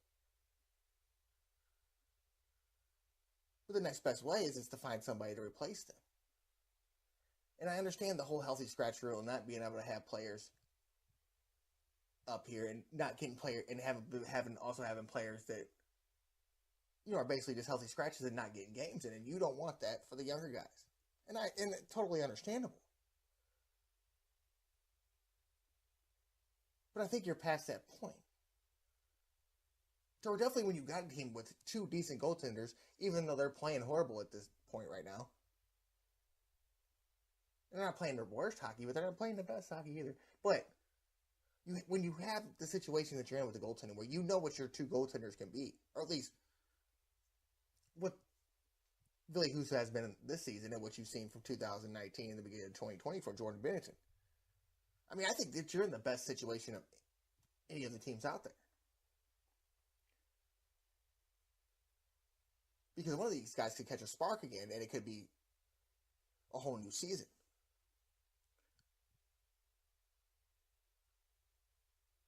But the thing is, I could keep saying the Blues, but they're not the only team that's going to have to make these decisions. I mean, essentially every single team out there is going to have to make these decisions. It's not like the Blues are the only team with a bunch of players that played 80. They're going to play 82. You know, they're going to play. You know, I said no players going to hit 82, but they played and had this, you know, same misfortunes that the Blues have. So I think it's just jumping the gun a little too much to be in desperation mode. Definitely when you're in second place in your division. I think with the things that are going on in St. Louis with all the things that went on with the Rams and everything, that the Blues and the Cardinals had just become desperation mode. And now you're in desperation mode that you're not going to get this key to the Cardinals play all season. So now you kind of put your focus on the Blues. And now you're like, oh my God, look what's happening. We have to do something. We have to go get somebody. We have to be good. We're not going to have baseball, you know. I think that's, and that social media doesn't help none of that, but I think that's what fuels a lot of it. You can go throw that on, anybody can throw that on social media, then you see it and you're like, oh no, now I feel that way. I think when you're second in your division, you have this squad that you built together to be in this position, and you have two goaltenders could be the two best goaltenders in the league. I think you need to slow it down a little bit.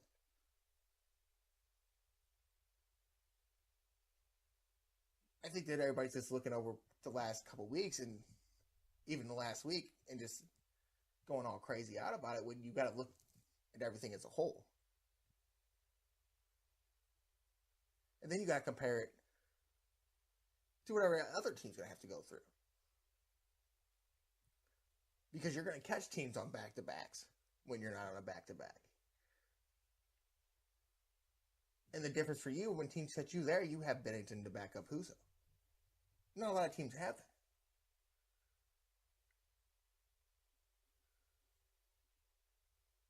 So I think that messing something up, messing what you have going, it's been working for you. I think messing up chemistry is one of the worst things to do at this point.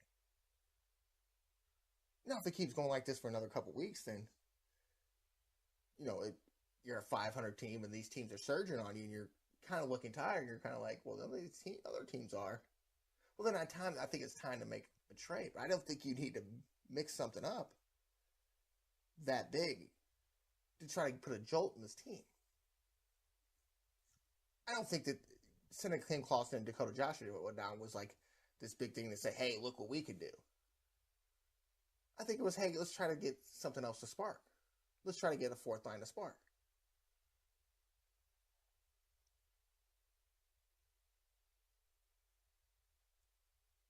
Because who else are you going to send down? You're going to send down Tarasenko. You're going to send down Shen. You're going to send down Uneshev. You're going to send down Barbashev. I mean, who are you going to send? Else you're going to send down? There's no way else to make a statement on this team. And it's not like that you need one. You need another break. I mean, I think that if you remember the 2020 thing when the Blues came back, it wasn't the prettiest hockey in the world. They went from the best team in the league to a mediocre team.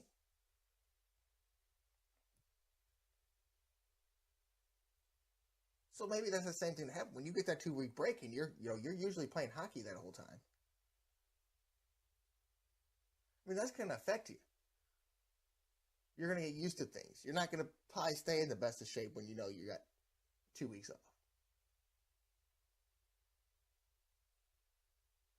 I mean, a lot of the muscle mass that you build up while you're moving like that is going to go away. A lot of your strength is going to go away.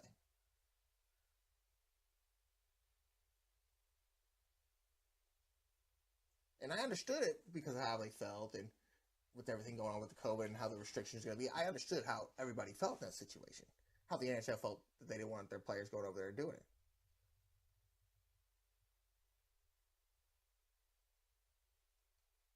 But I just don't think that, I think that we just put so much emphasis that, I think the people that skipped over that and just automatically go look and see that, oh, they're losing this game, or they're not playing this good this game, or, oh no, Husso and Bennington are not Husso and Bennington anymore. I just feel like that everybody's just missing the point that there's still things going on. There's still a lot that went on.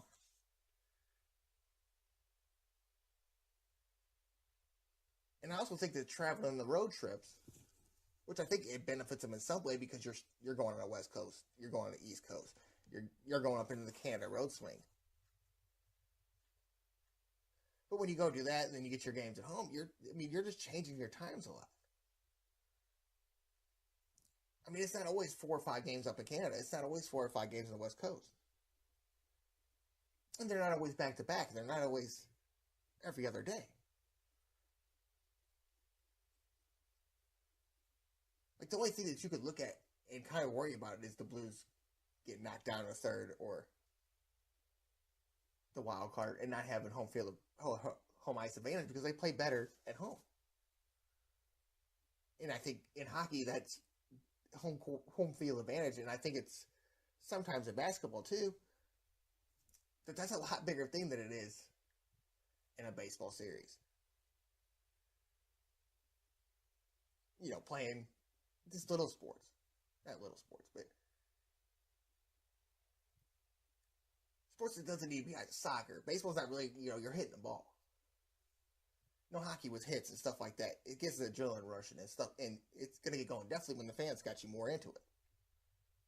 I think it's the same way with basketball with a dunk or a big three-pointer. I just think that there's not much like that in other sports.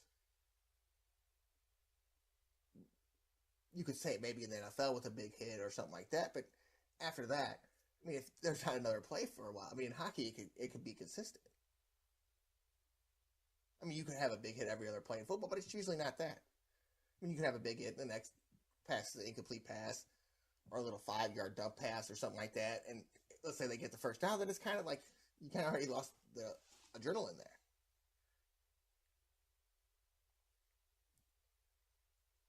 So I think that's the only thing that you could look at, is that maybe the Blues falling in that third spot.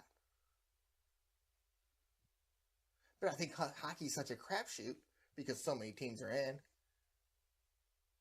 that it doesn't really matter what you play. I mean, you steal one on the road in the first two, and you go and sweep it home, and it really doesn't matter at that point.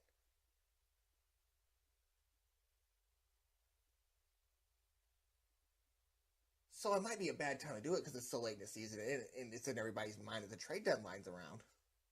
So we need to make a deal. We need to do something to help better this team, and I just think that every team's going to go through this, definitely down the stretch. And at this point, if I were the Blues, I would hope that somebody else makes a bad decision before I do, because I got a team that was playing well and had the best goalie in the league, and who says that can't happen again? I mean, you're not going to catch first place, so I don't think that you go for first place at this point. I think you hope you stay where you are and make minor changes here or there, and just try to figure out how to get these players back to where they were. And I'm sure there's less practice in, and I'm sure that they find other ways to do that. But I think you have enough down in San Antonio to actually make an effort more than other teams can. And that's just because I know what the Blues have, and I don't know what these other teams have, and maybe the other teams can do that, but I know that the Blues can do that. And I don't know how all that works. But you've heard of healthy scratches before. I mean, Logan Brown's just sitting up there. Been sitting up there for a few games.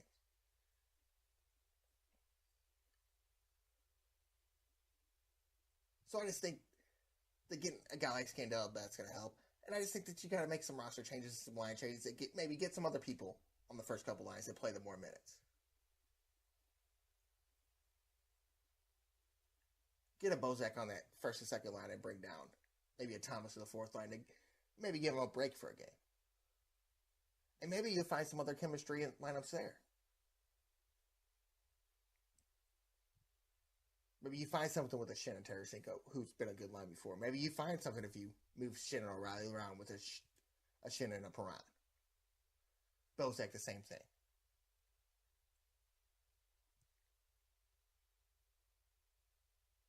So I think there's so many ways to do this that doesn't cost the Blues any money. That doesn't hurt the Blues in a financial way that where they don't have the stability to maybe in a couple years get the contracts that Kyrou and Thomas are going to need.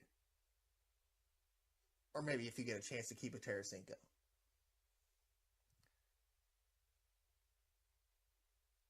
And I mean, it's not like you don't have, sooner or later, in the years down the road, you're going to have to pay a Jake Neighbors. sooner or later you're going to have to make a decision on Clawson. Sooner or later you're going to have to make a decision on guys like a Turbotinko and a Scott Perunovich. So I think that the Blues don't need to make the wrong move at this time, because you don't want to set up your future for failure.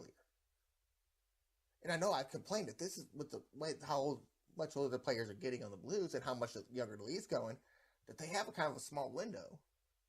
But it's still a window. It's not the smallest window in the world. It's not like everybody else on this team's 38. They're in their lower 30s.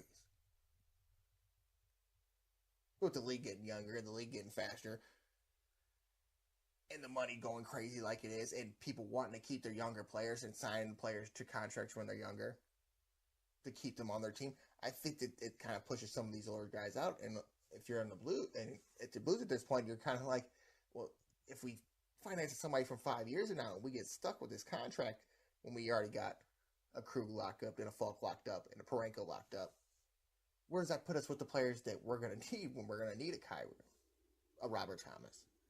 Money for them type of players. A Jake Neighbors. So it's just crazy that people just think that one bad week should just discourage everything and not look at the whole situation. Because it was like 39 days. It's going to be like 39 games or 39 games in 70-something days. I mean, that's not a stretch that any team's used to. I mean, the only sport that's essentially like that is baseball. And to me, the 162 is a crazy number. I mean, just to think that these other leagues go about 6 months with 82 games, and they go about 6 months at 162. I mean, I know that it's not the consistent running and all that basketball and hockey is. But still, that's got to bring a pretty good toll on your body. And you see a lot more players, more now. But you see a lot more older players in these leagues. And it's different with the rosters. The 25-man rosters is bigger, but not much bigger than hockey. A lot bigger than basketball. But to even look at it, a football team has to fill 53.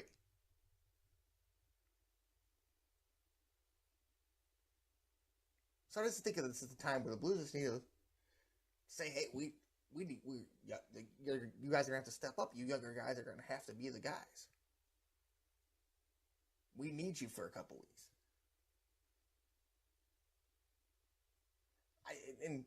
I don't know if we're back at a goaltending controversy. I'm going to guess not. But I think that you're going to have to really find out who the guy you want to roll with is. I don't know if you want to get in the playoffs with a two-guy system. But if it works for you, it works for you. But I think you need to ride with somebody. And let them know you're riding with them.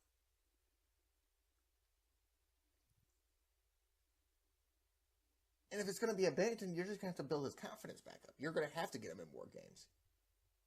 If you think that's going to be your guy, that's the guy that got the contract, and I don't know how you're going to, with all this, and get another guy to help with the roster and sign Ville Husso. I think at some point you're going to have to look at one of these goaltenders and just have to build their confidence up and say, hey, this is it. This is the time. This is the time to take this over. This is where we need you. And I'm not saying down the stretch with all these games that are coming up back-to-backs and games the other day that we need to go strictly to one goalie. Not saying that at all. I'm just saying you have to let something. You have to start making this team go look what it's going to look like in the playoffs. And I think Craig Berube has done a great job at doing that all season. I think he was switching lines up. He has tried to get guys in and out, but when you got guys hot, you can't really throw a Cairo down the fourth line. You really can't throw Robert Thomas down the fourth line all the time. So I understand it. I understand, where he's hitting his rock in a hard place. But I think when you look at games, definitely the one against the Senators, that the Blues are just a tired team right now. And you see, if you look around the league, you see how high the scores are going. I mean, you're seeing these 6-3 games. You're seeing the 5-4 games. I think that every team's starting to get in that situation, and what's going to go first when you're tired is your defense. What's going to go next is your goaltending. If your defense goes, your goaltending going to go because nobody's protecting the goaltender at that point. So I'm not really like on this little crazy train that everybody wants to be on about the Blues. I think with the position that they put themselves in, I don't think there's really much to complain about the Blues. I think they put themselves in the best possible situation that they could have. Definitely when you got the team when you got a division that basically every team except for 3 are in the running for a playoff spot. You could say Winnipeg might be a little far back, but Anaheim's in there. And of course, I already mentioned Dallas, Nashville earlier. So this ain't done yet. I mean, just a couple of days ago, the Kings were in the wild card. Now they're in second place behind Calgary and their side of the West Coast.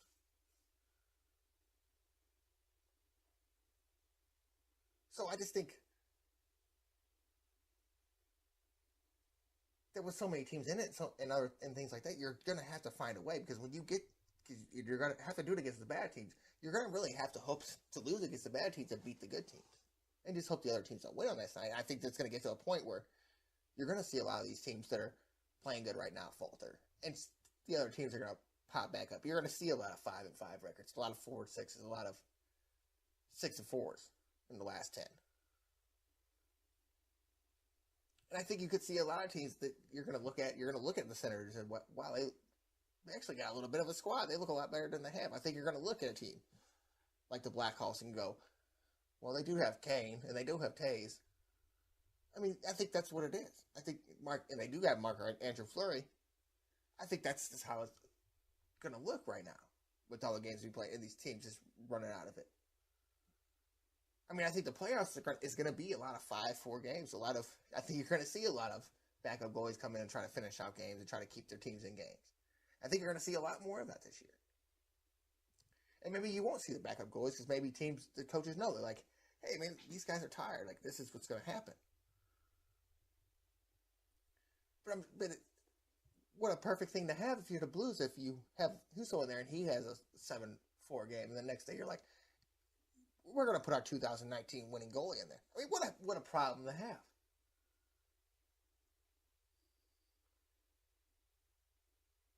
And then you get a Scandella back. So then it shores up your defense a little bit. And maybe you keep a guy like Wallman and replace a Mikula. Or bring up Perunovic and let him do it. Maybe you find your right pairing with that fourth line, with whether it's a Dakota Joshua and Kim Clauston Bozak thing, or it's Bozak and 2 other guys. Or maybe Clauston works in there and he's with Mackenzie McCarron. Or it's the same thing for Joshua. Or even a guy like Jordan Walker. But I don't think that you're at a point where you're like, well, we need something. We need another player. Because at this point, when you get somebody, where are you going to put him at fourth line? You can't get a top 6 player and say, hey, we're going to throw you in the fourth line. It's just not going to work. It's not going to work for chemistry. It's not going to work for that player. Even if it looks on paper that it makes your team better. I mean, does it really? And who on your team are you going to say? I mean, are you going to look at a Barbashev and say, you got to go to the fourth line? Or are you going to look at a Shannon and say, you got to go, hey, you're going to play winger on the fourth line? And with the guy, I understand how nice the guys in hockey are and all that, blah, blah. We can say that, every day of the week, and but you got to have some confidence. You've already had to do this with some guys. Like, you think Bozak really thinks he's a fourth line player? I don't think he's a fourth line player. But certain guys accept it and certain guys don't. Bozak's accepted it. Not everybody's going to accept it. Definitely if they know what kind of skill they have and what they've done and what they've produced in this league. And so you're going to put yourself in a financial point to where you've got a guy that doesn't want to be here, doesn't want to be put in the position he's in, and you done paid all this money for it, whether you only had to pay a certain amount of his contract or what. And I don't think a lot of teams are going to be over the years saying, definitely with how different the salary cap works in hockey, that a lot of teams are going to be saying that, well, they might pay it this rest of this year and get some draft picks out of it and stuff, but they're not going to be like in 2025 or 2023 and be like, oh, we're going to pay $5 million to you for this guy. Because at this point, that's what you're going to need. You're going to need, if someone makes $5 million here, you're going to need almost that whole $5 million. So I don't think ruin your future to not get something that you don't know in your present. I think that's what the Blues have to look at. Because I think they have enough here. I think they have enough. They might be a little short on the defense, but I'm sure they'll find ways to, fix that up. Because I don't think you're short offense, and they proved that throughout the season. I think guys are just at a point where you're tired, and when you look at it and all that, yeah, it looks bad, but it's what happens. If they don't break out of it, then you got a problem. That's the thing. Now, I was watching SportsCenter earlier, and I don't know if I was watching the ticker or I was actually watching the little clip that they showed. But a team that plays Division I won their college tournament, yet aren't eligible for the NCAA tournament. So actually, the team that they beat actually gets to go to the NCAA tournament. And it's a crazy rule. And I hyped the NCAA up so much about the weed thing last week. And then I hyped Lindenwood all up the same week in the same segment. And now I won't recuse myself from the Lindenwood thing. It's a great thing for Lindenwood. But, this is something they're complaining more about with the NCAA, and I guess I'm going to complain a little bit.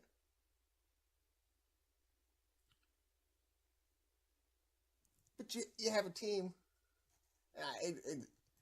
that wins their division, that wins their conference, in Bellarmine. They won the ASUN, but they came from a Division II conference. So there's an NCAA mandated rule that reclassification takes 4 years, which means that a team that wins their conference tournament won't be eligible for NCAA tournaments. Blah, blah, blah. So, and the reason for that is so because D2 teams, D3 teams can offer partial scholarships. And in NCAA, you can't do that. So basically what they're saying is you get the old players out, then you can offer, because you only can sit on a certain amount of scholarships, so you go in and you can revamp your team after these partial scholarships go away. But if you can't do it for 4 years, so the first year that you can recruit as a D1 school, some guys aren't going to be able to play in a meaningful game for 4 years. That is there to build up a program. I guess a partial scholarship to me sounds like a 1 or 2 year thing. It doesn't sound like a 4-year thing. So I don't understand why you basically just took a whole eligible thing of scholarships away. Now some kids are going to come just for a D1 school so they don't have to go to JUCO or D2.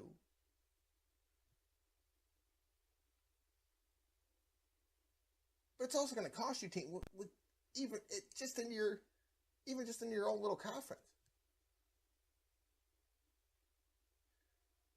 Why would I go to Lindenwood in the Southeast or in the Ohio Valley Conference when I can go to Southeast Missouri State and still be around home and stuff like that?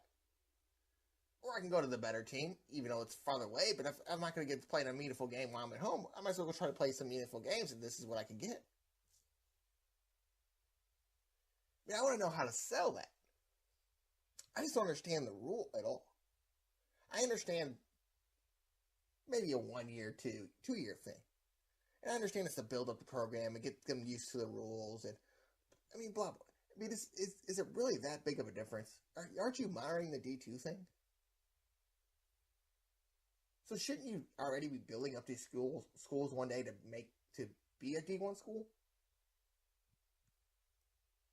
Shouldn't you want that for all your schools? Don't they make you money? Makes your schools money?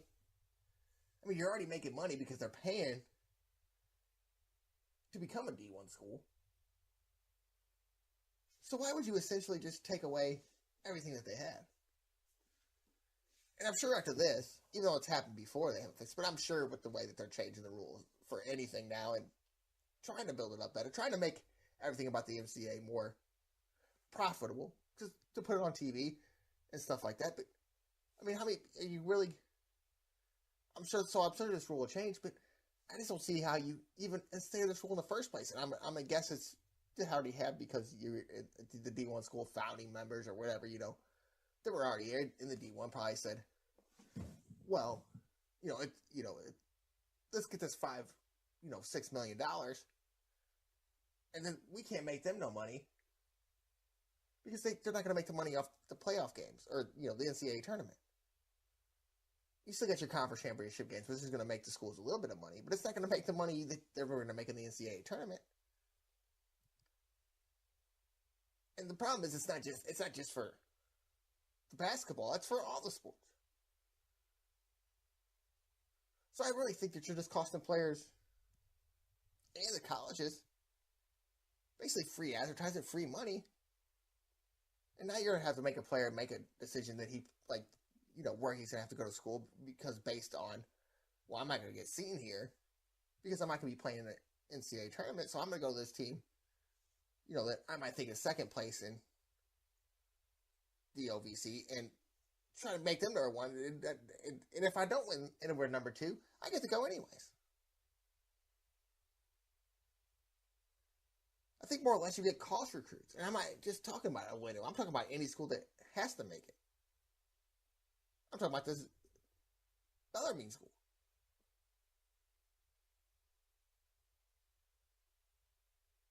I think that if you have these other divisions that you sanction and all that you should always want to try to build up to a D1 school and want that place to get exposure and stuff like that. It's just going to add more money to you. I mean, look what the MLS did. How they get their teams now. They kind of let them play in their little minor league system. I can't even remember what it's called. But the St. Louis had a team in it. St. Louis FC was in there. Different than St. Louis City SC. But basically what they do is they let them teams play that under when they think they're a good enough team. That's how the teams that they bring them up. So I just don't understand why you wouldn't make it the D2 team. It's kind of like a fundamental league for you. Developmental league. It's the USL is what the MLS uses to basically base it on what teams they're going to put in the Major League Soccer. But anyways, I mean, I think that's a school that, D1, they can promote to their D1 school now, and hey, come here because we're a D1 school, and we're going to do this and this, and we can be able to do this. We're going to be able to, provide you with scholarships and all that, and better education and this and that. And I'm not talking about just sports, but I'm talking about anywhere. And I know it won't matter for the education people that we're either going to go to Lindenwood either way or just want to go to a D1 school. But I think for the sports, I think they just kind of put the damper on it.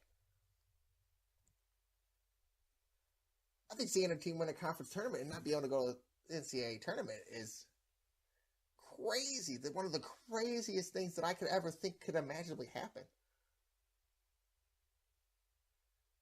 That's happened before is beyond me. I like just seeing it when I first seen it in Reddit. I said that's gotta be wrong, or how can that happen? I just don't think that I would, if I was in NCAA after I did all this. I think that was another thing I would have looked at, and you got to take the good with the bad. I guess essentially with that one, but I don't think that that's the smartest decision. I mean, I think when you go over these other rules, it's probably a rule you should have looked at and been like, we're probably losing something out of this. And I would think that they would be.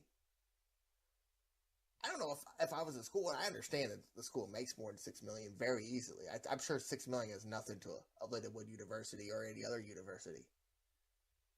But if I'm paying $6 million to do this, I kind of want something on my money. And to me, getting my teams in the tournament and getting my name out there to other people, to people that are watching the games and stuff like that, I think I would want that as part of my thing for paying this $5 million. I think it was $5.7 million for the Bellarmine School. I don't know exactly what it was for Lindenwood. It didn't tell me that assessment. So I'm gonna guess it's around $5 to $6 million. So essentially, if I was paying that $6 million, I would want my name to be seen everywhere. And I'm glad it can be seen for these 30 games that we're playing, on ESPN Plus and wherever the tournament games are. But I'm not playing in the biggest. I don't have a chance to play in the biggest tournament of the year, so there's no reason to even watch. To me, some people just like the sports, and I'm sure that Lindenwood being a D1 school now, that they're going to get a lot more coverage.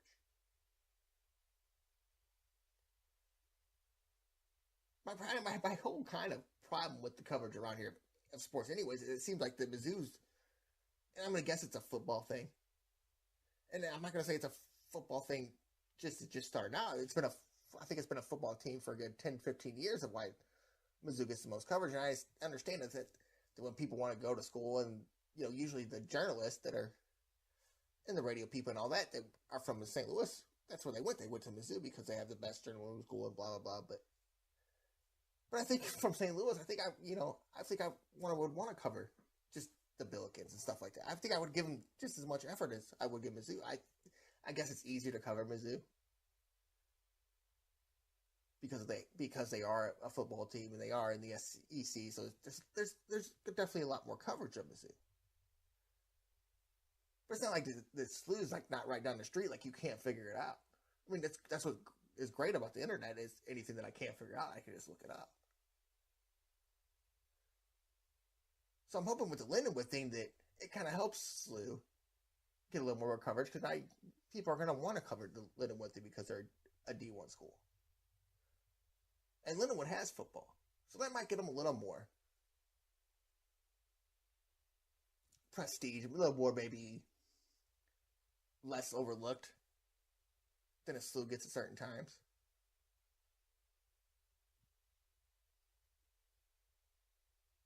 But I've never understood the overlooking of SLU. If Lindenwood doesn't get covered for the next 4 years, I will understand that overlooked because of this NCAA rule. I've never understood the overlook of SLU in any way. And maybe because this Mizzou has been the better team, and it's been more. And you can use all these excuses or not. But then the same people that say all that are the people that say, "Oh, I watched the Rams when they were crappy," or "I watched the Rams when they didn't make the playoffs since 2004."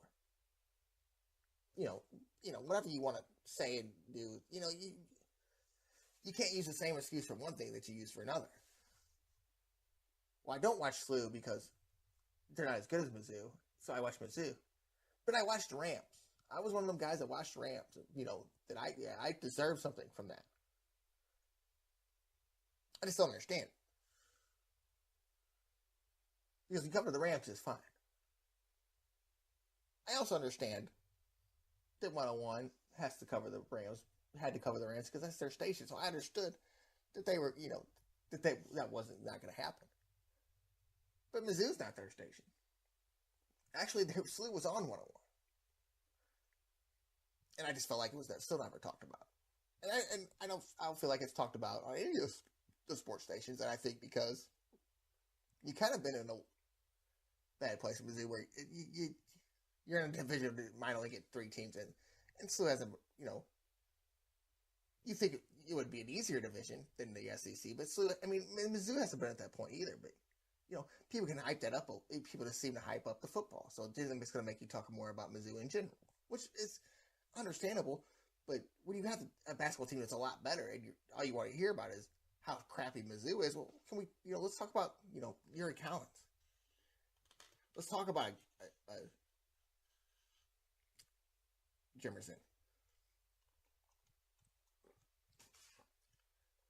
You know, in SLU, if they had Javiante Perkins, they wouldn't be in this position. And it kind of sucks where they're at in the A10, because they kind of fall into a point in that tournament where you're going to play a team now in the A10 that's kind of beating up on you all season in the St. Bonaventure if you win this first game. And then you don't get a break from there because now you're going against a Davidson.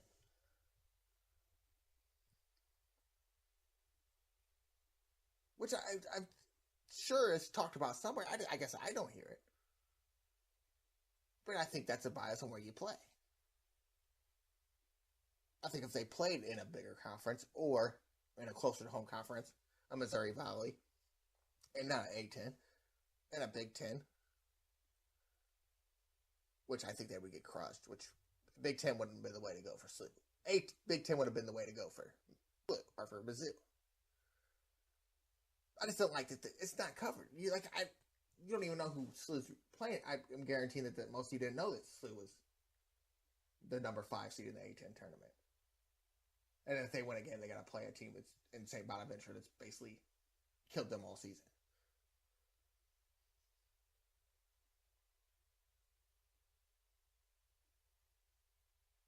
So hopefully Lindenwood doesn't get that quite the same kind of beat down. I know they're not going to get the Mizzou coverage, but maybe football helps. They don't get the overlook. Definitely with this NCAA rule that you can't play in a tournament for 4 years, which means they're not going to be. You're not going to see an Valley Conference team in a championship tournament, anyways. For the title, but I mean, I guess they're not going to be able. If they win the Ohio Valley in football, do they get to go to a bowl game? I'm going to guess that's not happening. So I think that's just. I just think that rule just doesn't make any sense. It's kind of disappointing in a way now, the little Lindenwood thing. But I mean, it's going to be good at some point. All right, we're going to take a break. We're going to be right back on the Great STL Sports Podcast and the SG4L Media Network.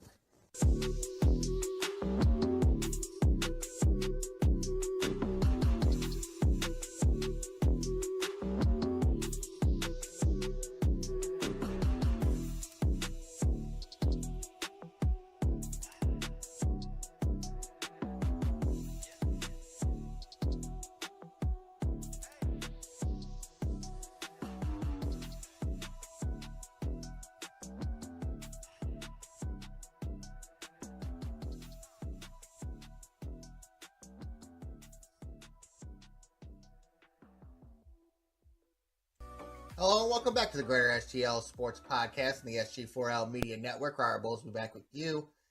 You can tweet the podcast at GSTLSP. You can tweet the network at SG4LMN1. You can find us on Facebook and YouTube at Greater STL Sports Podcast. And you can find us on Apple, iHeart, Google, anywhere you can find your podcast, Greater STL Sports Podcast. You can also now find the videos up for the podcast on YouTube, Facebook, and Spotify. Now, I don't talk much NBA on this show. And there's a lot of reasons for that. Number one, and it's because we don't have a team here. Number two, and those are the only two numbers I'm going to name. I'll just talk about the rest of the time. Don't know why I started naming it. But not having a team here helps me not want to cover the NBA, even though I'm a big basketball fan. But also, the regular season doesn't really matter in basketball. Definitely not when 20 of the 30 teams are making it. So it's the same way kind of with the NHL also, that so many other teams are making it. And I think you get used to it from watching baseball to where, like, it's a fight. And definitely before the wild card, and I wasn't around too much before the wild card, but still, even reading up on it and learning what baseball was, I mean, there used to be only 4 teams going in the first place. So I think it hurts half the leagues making it not having a team when, yeah, it's really easy to cover the Blues regular season because I'm up on that. And I wouldn't say I'm up too much on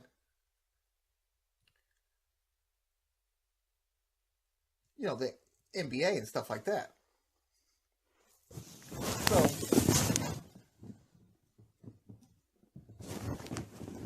I think this is just harder to cover.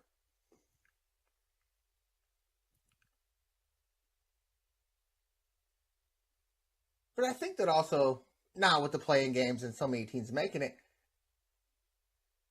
it's kind of taken away from something I'm starting to like about the NBA. And you're really not starting to see the super teams anymore. And I also think that you start to see, when you don't have these super teams, players that you didn't think, the Zach LaVines of the world. You didn't think that Joel Embiid was going to start showing off this crazy, outside game.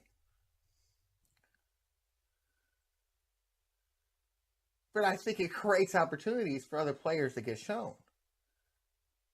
And I always thought that was the good thing about college basketball, that when it was more of a team sport,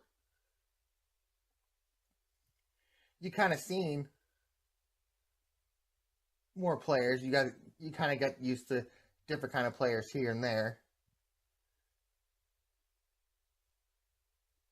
And you kind of knew what your team was.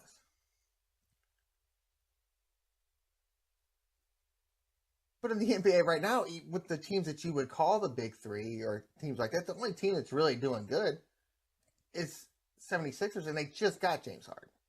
They haven't had Ben Simmons all season.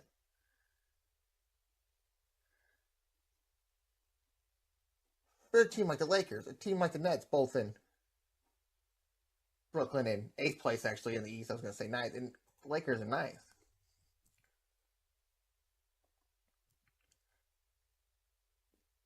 And I think that the talent's just so spread out now that it actually bodes well for the sport. And I should have been covering it more anyways when you got guys out here, with two of the top players in the NBA, and Jason Tatum and Bradley Beal coming from St. Louis. And it's funny to look at the rosters I actually liked at the beginning of the season, even though, if you look at Indiana, they don't have a Chris LeVert no more. He's in Cleveland. But Indiana, they're 22-45. And then another team I liked at the beginning of the season, Portland 25-39, San Antonio 25-40. So that's just me, is always just trying to think. Washington 29-34. And that shows you how much I don't keep up of how teams are doing. I thought Toronto was one of the worst teams in the league. They're 7th in the league in that little play-in game. As of right now, they'll be playing actually a team in the Atlanta Hawks, which is crazy. Crazy to think about, that a team with Trae Young and John Collins can be the 10th best team in the Eastern Conference.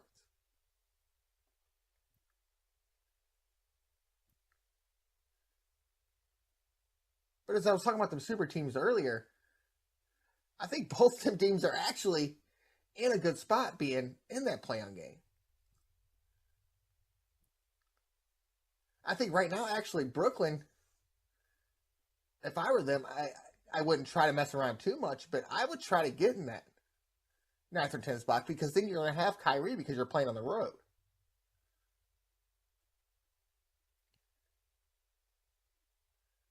And I think that you want to be in that spot anyways, because now you know that you don't have the home court advantage, and that you're going to have Kyrie in more games than you would not have him.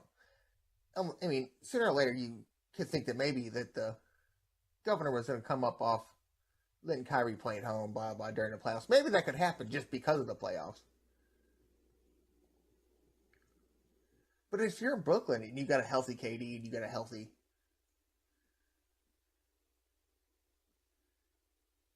Kyrie Irving, and you're giving him more chances to play, definitely when he's only played in 18 games this season, he's rested up, I think you give yourself a better shot at being a road team than you do at being the home team. Now, I'm not going to say the same thing for the Lakers, because they would have to play Phoenix or Memphis, which would be something. And Golden State's right there, so you could catch them too.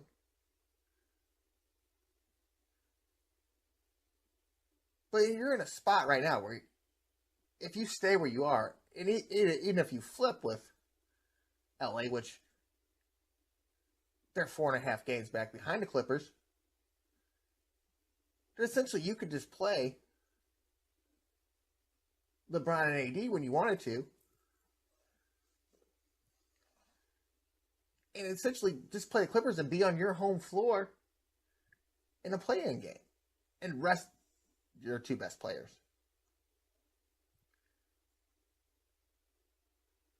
And that's only, and I think that's what also makes it fun about the play-in game, because you're going to see a lot of teams maybe trying to rest players at certain times. So you're going to see probably a little more of the faker injuries, little stuff like that, little of the hams, pulled hamstring and stuff. I see maybe some of these guys get like little 10-day contracts, and you get exposed to more players.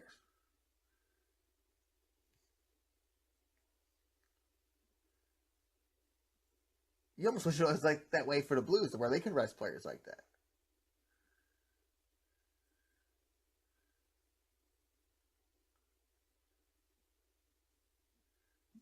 But it's crazy to even think that the Lakers or the Nets are in those positions. And it didn't really help the Nets with KD getting hurt, Kyrie not being able to play with the mask mandate, James Harden really not wanting to be there, which, funny. He didn't do the same thing in Houston, did he? But it's almost smart positions for them.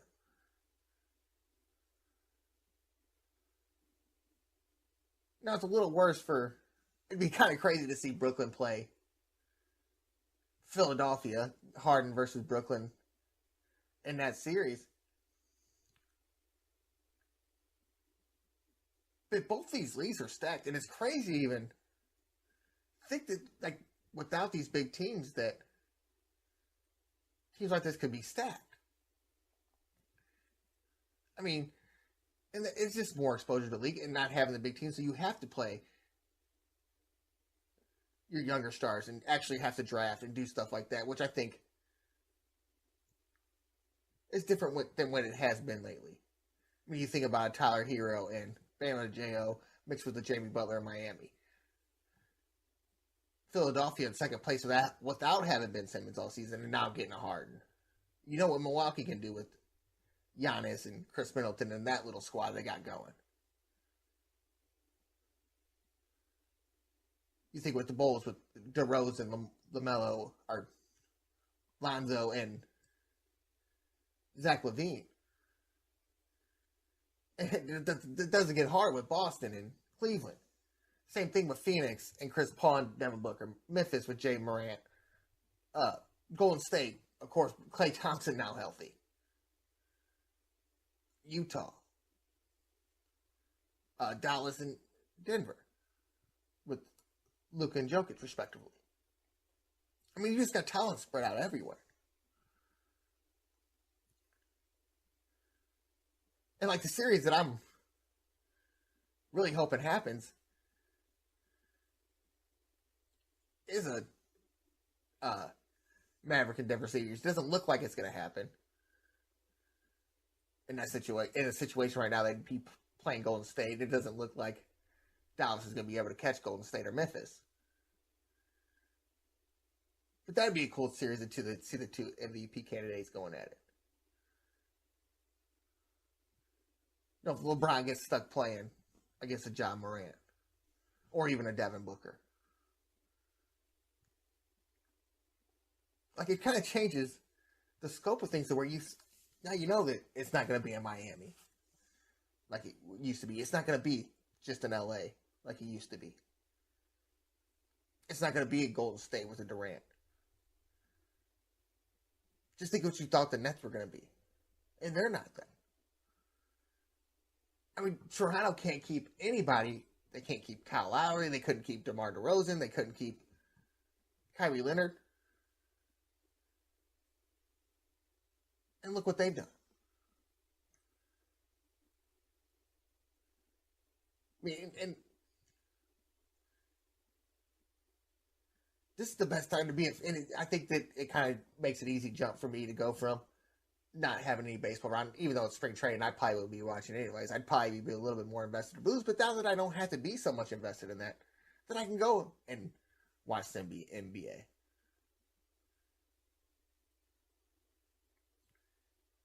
And see how things roll in that league. Like, you got to think of a team like the Phoenix Suns, 52-13, and they're out without Chris Paul right now. Just think about getting him back.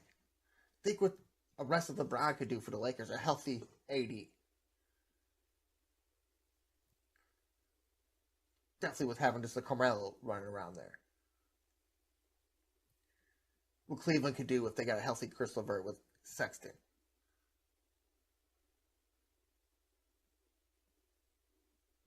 My kind of sleeper squad in this whole thing, if they all stay healthy, if Ingram gets healthy, is the Pelicans with Ingram and McCollum. And it's crazy to think that Portland is trading McCollum, and they're right. They would be right. They're right there with the Pelicans in that playing game. And I didn't even, like, I was thinking, when I looked at it, it's hard to think about that they could be their 26 game back to first, and maybe you just think at that point that, yeah, I'm so far back that this ain't happening this year. But then you see a team like the Pelicans go for it. And it's almost what you would feel like last year if the Cardinals would have made, like, moves. They just kind of made a couple moves to shore up some things that maybe they didn't work out, and it worked out. And you didn't see a guy like a guy Egglesleeve to where it maybe bodes well for you this year, and you might put Reyes in a position to where he starts and going into baseball on that one, but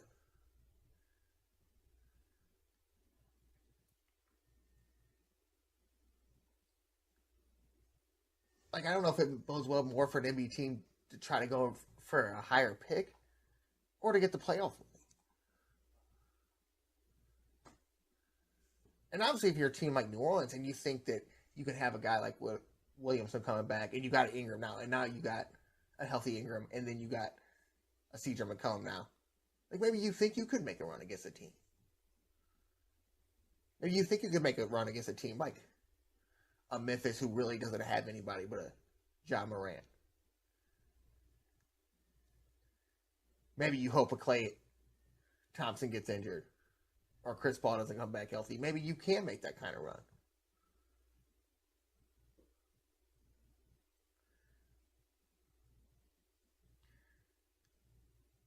A team like Minnesota has two guys that take over to Karl Anthony Towns and a D'Angelo Russell. Like, there's this,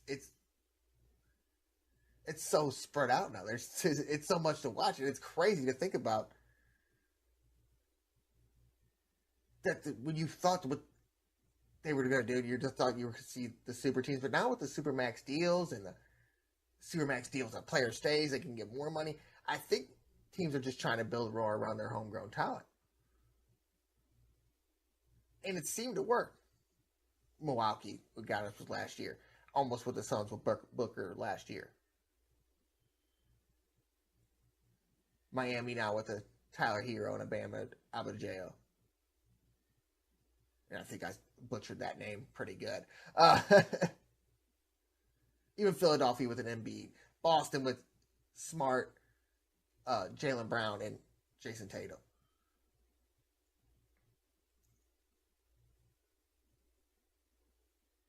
And I think that it hurts the league a little bit because what you get used to and stuff like that in an NBA, it's more of an individual sport. Like, you more can invest yourself in individual players.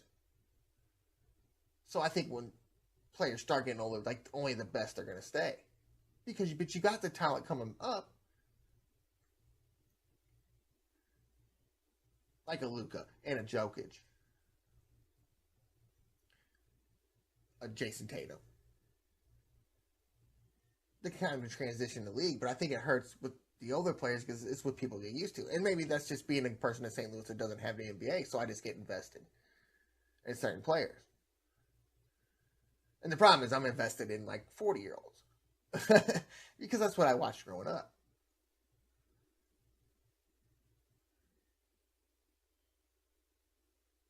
But like if you see it, like it's this kind of thing. Like there's a lot of teams that could be sneaky in either way. I mean, Boston with a Jaylen Brown, a Marcus Smart, and a Jason Tatum were in 5th place.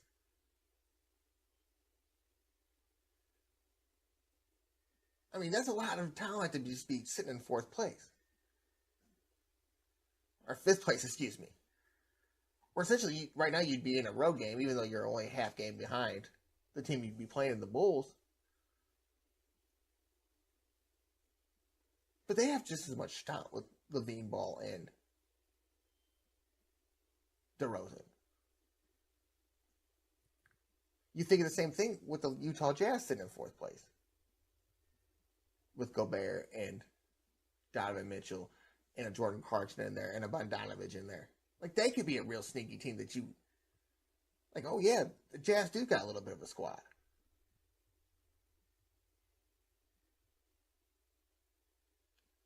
And I think that, like I said about the Pelicans earlier, they could get on a run. I think another team that you really have to look at is Karl Anthony Towns and D'Angelo Russell in Minnesota.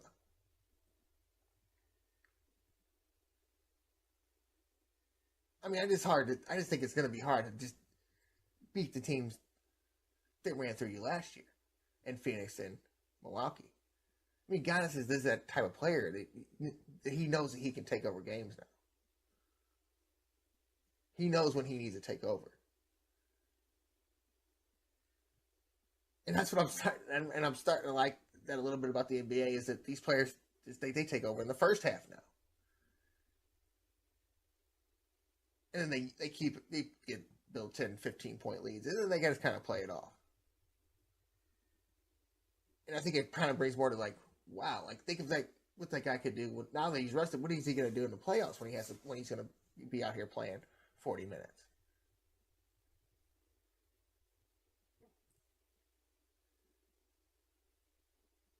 So it's hard to pick like who you would like with there's so many players out there, like who you could think that really could be a team just to run away with it because there's not many teams out here that have like 2 players anymore that can take over games.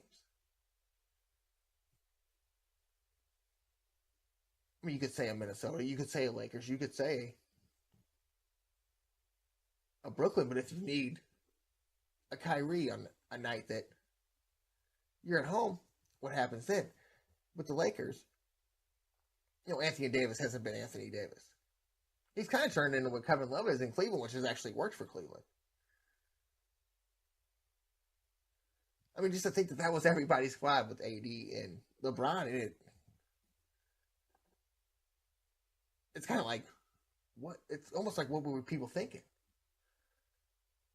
Like you knew that the Suns were going to be good. I don't think that people knew that Memphis was going to be what Memphis is. And I'm not going to say it's a fluke thing.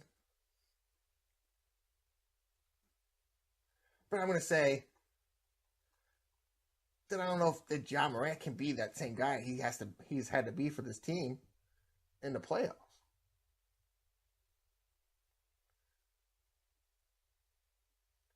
And you kind of hope that they kind of stay where they are because you don't know what they could be on the road. I mean, they're a good team everywhere. 23-10 on the road, 22-12 away. But if you had to use Ja Morant the way you've had to use him all season, because he is that guy for you, then what's going to happen in the playoff when these guys have these co-players that can take over? When you get to a Jazz, when you get to a Golden State, that's the same thing that I feel the same way about Dallas with Luka. Yeah, he's an MVP candidate, but I'm not thinking that there's too many players on that team. And I like Dallas. I like the Tim Hardaway Juniors in the world. I just don't think there's another player on that team that can take over a game when Luka doesn't have a Luka night. And I think it was the same thing. And it's kind of sad that you could say that Ja Morant has kind of gone over like what you thought a Bradley Beal could do in Washington. It's basically, essentially, the same thing that happened in Washington.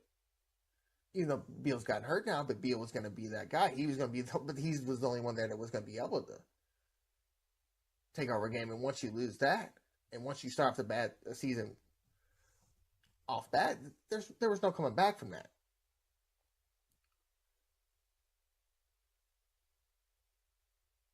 So I think you do got to look at some of these teams that actually have two guys that can take over games to make a difference in the playoffs.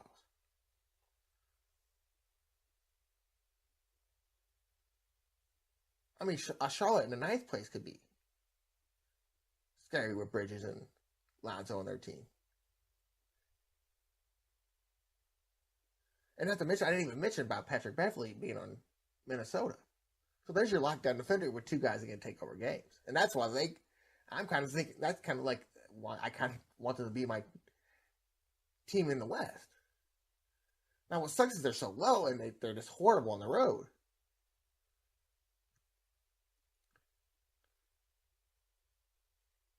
But are they a team that maybe has been on the road, during the travel days, letting their players get off on the travel days? I mean, that's something you could look into.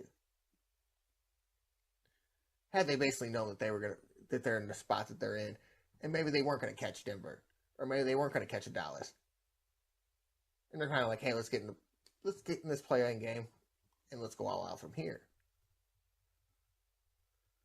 Because it's not like you're going to be playing the best team in the world, but you are playing a good team in New Orleans. And who would have thought that in the beginning of the year, the fun game that you're going to want to watch is the Minnesota-New Orleans Pelicans game? I'm not saying that there's other games to watch, but that's going to be the play-in game.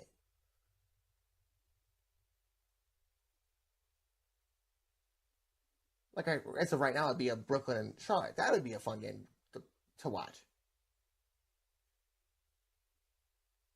But Brooklyn at home, at this point with no Kyrie. I mean, if I was Brooklyn, I'd probably just start falling back as far as I could.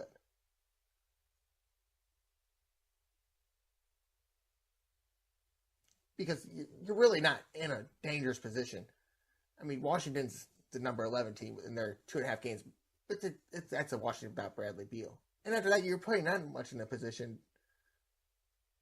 to where you have a spot where you're not going to be in this play-in game. So wouldn't you rather have Kyrie on the road? And then you're going to give yourself a chance where you have Kyrie on the road for 4 out of 7. But you can essentially just be like, hey, we're the better team on the road.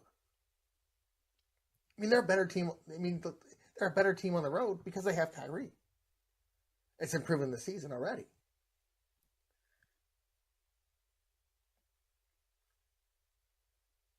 And it's easier to watch the sport. It's more spread out when you want to see all the teams play.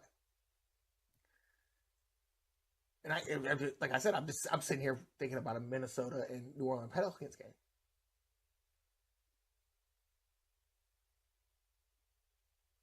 But I think that's a squad that everybody's gonna have to look at, and that has a chance, that has an actual chance to beat a Milwaukee Bucks or beat a 76ers, or even the Bulls is Miami. I mean, that's a squad right there. Think of Kyle Lowry, Jimmy Butler, Hero, and Bam, Alvin Ajayo. I think I got it right that time. I mean, that's a squad to put together. That's a squad where you could say that's. If you think about it, I mean, a couple of years ago, you would say that that's a 3. That's a 3-headed monster squad. That's a big 3 squad. And then you had a guy like Tyro Hero in there.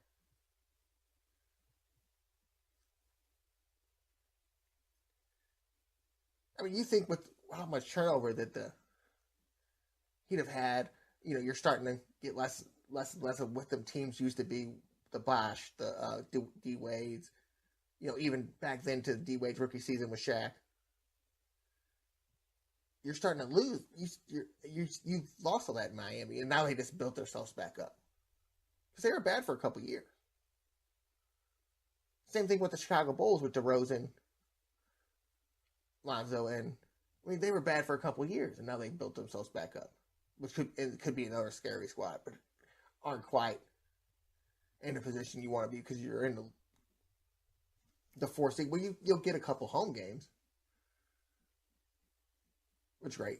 Usually about the top 4 are going to get the first 2 series at home, but once you get to a Philadelphia, Miami, Milwaukee thing, you're kind of in a spot to where you put yourself in a spot where you don't want to be. And I don't know if you want to be in that spot to where you get into a war, a thing where Brooklyn is the team that you're going to have to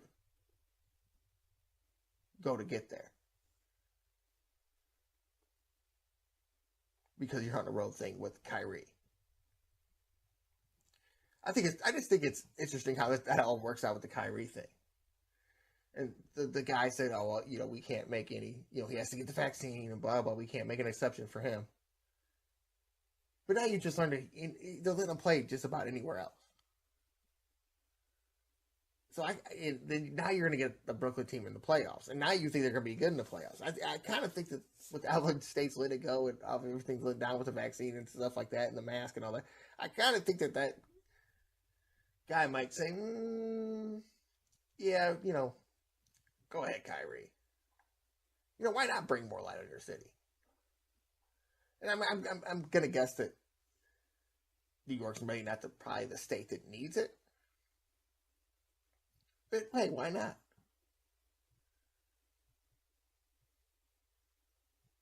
But it's just crazy how spread out it. And there's just teams there's just teams everywhere. Definitely in the Eastern Conference. I mean, you could go all the way down to essentially 8th place and say that everybody has a chance. In the Western Conference, I mean, it's close to the same thing. I mean, if the Lakers get rolling, I mean, that's your team. And I mean, but the Timberwolves are down there also. It's just going to be hard to beat Phoenix. Which I think that they got a chip on their shoulder from last year. They know what they can do. They're going to be getting Chris Paul back soon. I think that's a team that's on a mission to be just to prove that that last year wasn't a fluke. That they had a chance to win last year and they messed it up. And hey, we're going to show you that this ain't the squad to mess with. We can easily run through all these. Go ahead and build your Golden State squads. Go ahead and build your Lakers squad because we're going to run right through it.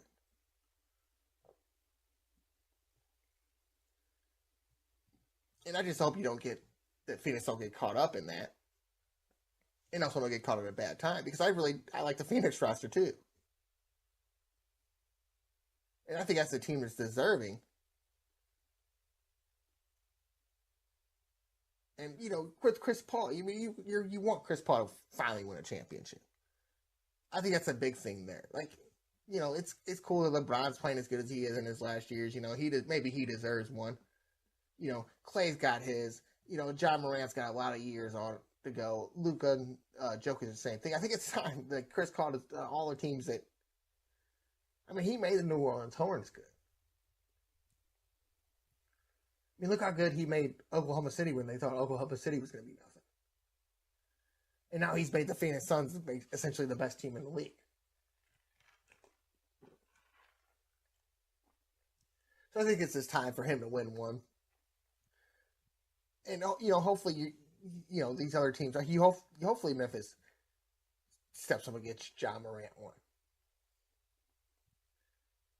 It's just crazy how all this could be and how much they can play players and all that to make it to where every team actually has a shot.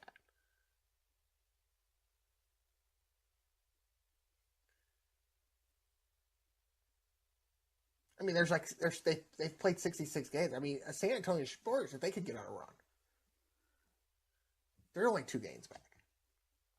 Think about Popovich in the playoffs with a 500 team. A way under 500 team. Tina was 27 games back. he's gonna want to go out there and make a statement. That'd be kind of cool too. I mean, that would be kind of something fun to see. I don't know how good that they are that they could actually go out there and make that statement. But definitely with the turnover they had with their 3 best players leaving, LaMarcus Aldridge when they got him and his heart scare, and then you lose a guy like a DeRozan. I mean, they've had a lot of turnover in the last 5 years. So you kind of feel bad for them. And I don't know if it was like kind of like, I feel like almost maybe it's like a Belichick thing where they think they can win without somebody. And I don't know if it can, if it was, and, the Spurs lost 3 players. You didn't just lose, the catalyst of your team. You lost the 3 catalysts of your team.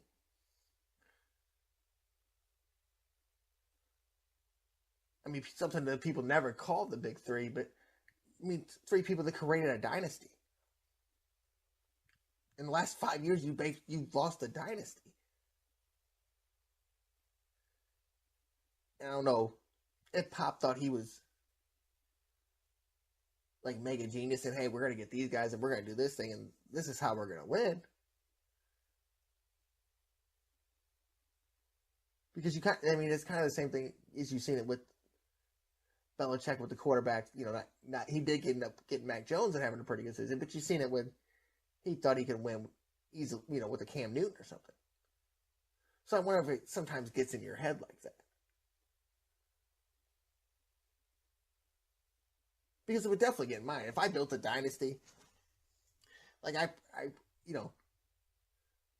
even in the video games, like if you build something like that, and then you probably get cocky and think, oh, I can do it with anything. And I try to do it, like, I don't really get into many other games of baseball.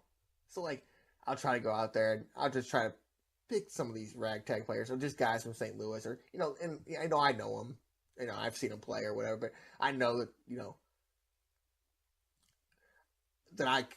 that if I feel this team in real life, I'd probably get the record that I deserve.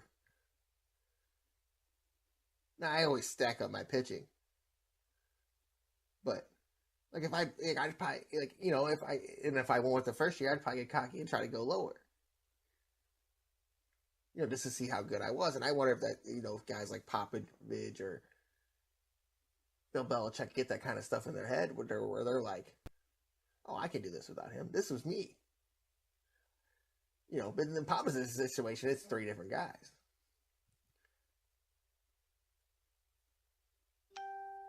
But it's kind of cool that you can see that how, you're starting to build stars and you're starting to make it almost an individual sport.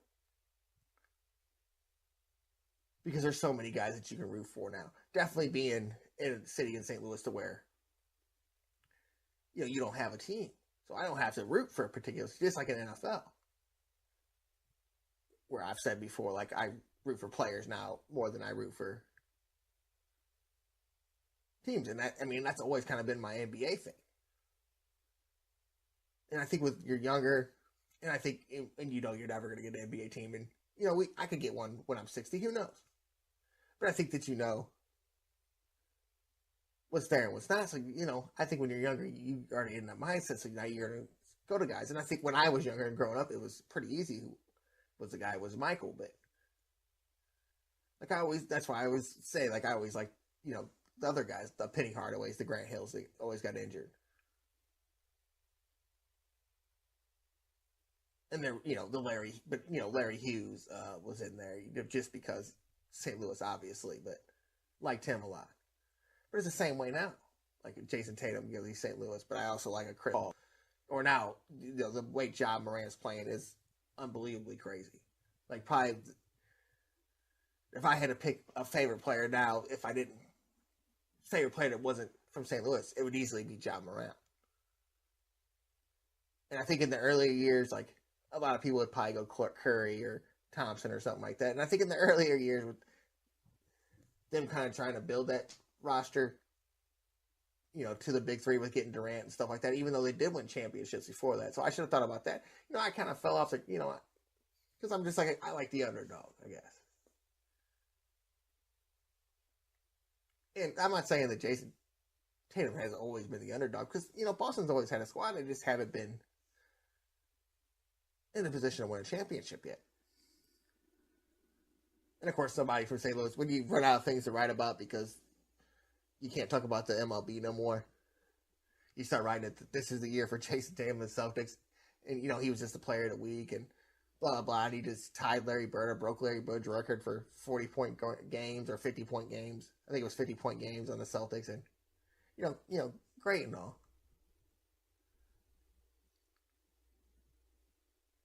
But, I mean, with the NBA, it's so spread out. Like, how can you just assert that? Like, this is the year.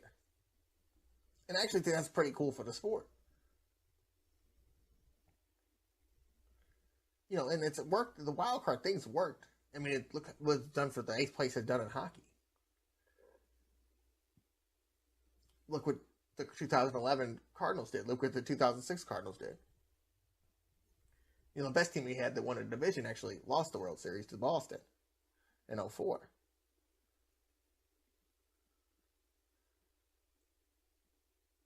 So I don't know if that matters as much as the NBA because, I think it's a game of momentum and a game of adrenaline and the crowd can get you into it and stuff like that. And I think it's the same way with hockey. So I don't know how much the home court really matters at certain times. But I think with some of these players, if a player takes over a game, it doesn't matter who they're playing. It's just more worrisome when you look at a team like a Dallas or you look at a team like a Memphis. They don't really have that other guy that can take over that game. So you kind of look at a team like Golden State and be like, uh-oh. Or you look at a team like the Jazz and be like, well, wow. Or that's why I think Minnesota could sneak up in there.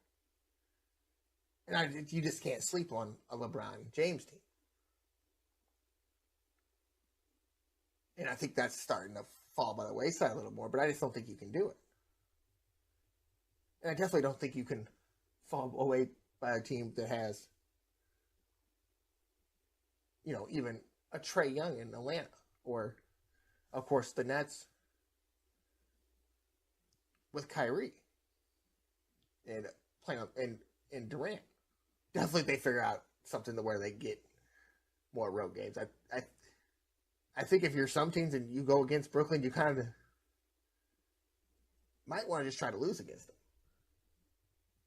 Definitely if you're in a good position. But it's the problem is that teams are so close that you really can't do that till the end of the season.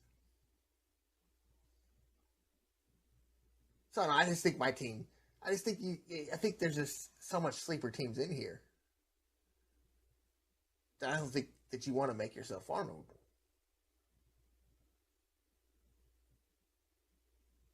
And there's no doubt that I want to see Boston win, but they got a steep hill of time because they kind of put themselves in a position. Even though all the teams are right there, but if you go on a bad run, you might fall back into now you're putting yourself in a worse position by putting yourself in a 6th place position to now where you're facing a Milwaukee on the road. Well, Milwaukee with the home court advantage, which is something you probably don't want to do. It's not like 5th place is the best spot where you're playing a team like Chicago, and they have the 3 people to match your stars. Even though I think that Boston's better on the defensive side, I think that a team like Chicago could just go out there and just try to outscore you the whole time and make a difference about it. All right, we're going to take a break. This is Greater STL Sports Podcast on the SG4L Media Network.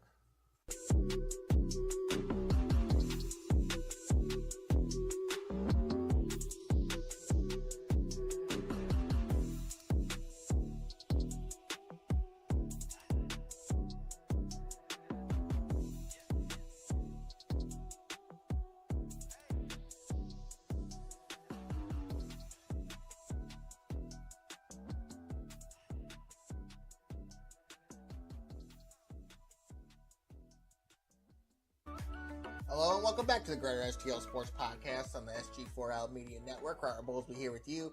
You can tweet the podcast at GSTLSP. You can tweet the network at SG4LMN1. You can also find us on YouTube, Facebook, Spotify, Google Podcast, Apple Podcast, iHeart, anywhere you can find podcasts at Greater STL Sports Podcast. You can also find our videos on YouTube, Facebook, and Spotify.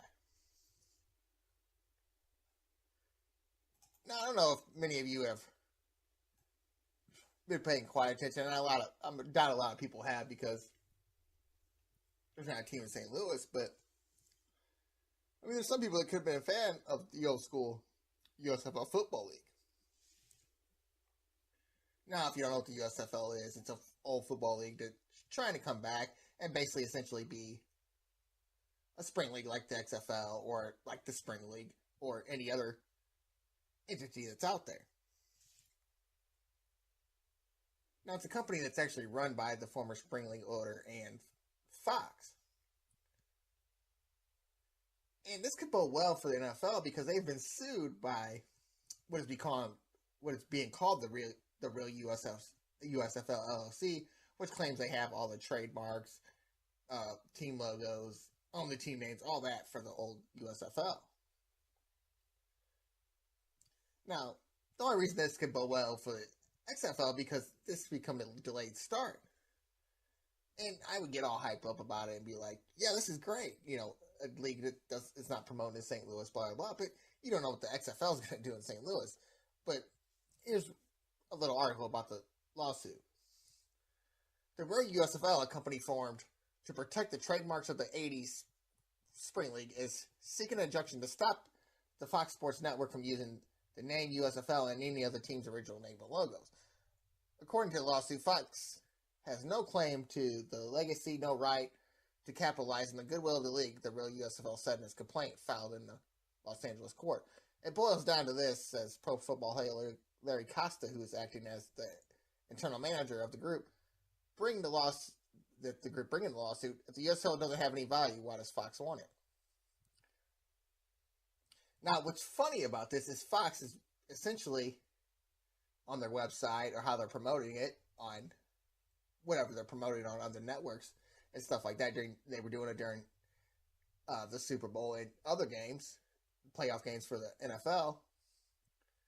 It essentially has ignored this lawsuit except in one facet where they put out a thing basically saying they owned all the trademarks and they were going to bring back, the best spring league and blah, blah, blah, to where they essentially said, well, they sent out basically the same thing. They said basically, where they changed everything to make it say, well, the USFL has banned all their trademarks and we now own them all, so now we're just running this. Now, that could get you excited if you're like, hey,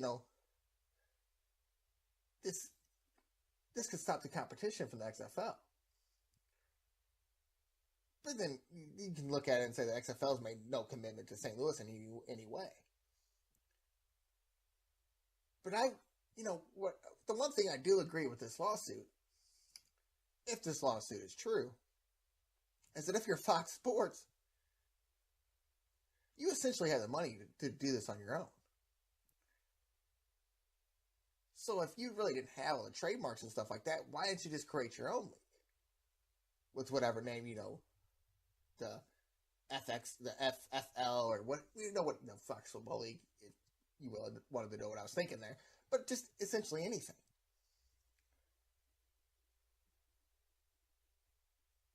I mean, you could, if you really, I understand Fox wanted to do this on its own and not getting in business with somebody else. But you could have worked this out with the XFL or anything like that. Now you got Fox, I'm sure there was market research and everything that they did, and I'm sure that there was reasons why they didn't do it.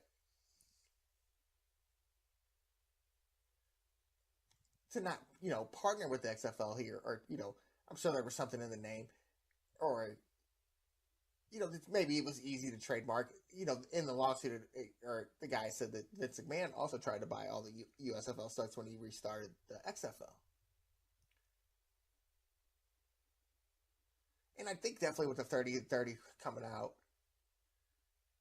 and it kind of always being in the pop culture, and when you hear guys like Jim Kelly and Steve Young, you can always say they started off in the USFL. There's value to that name. So I could understand even the old USFL guys saying, hey, maybe we were thinking about something here, and they're trying to steal our name.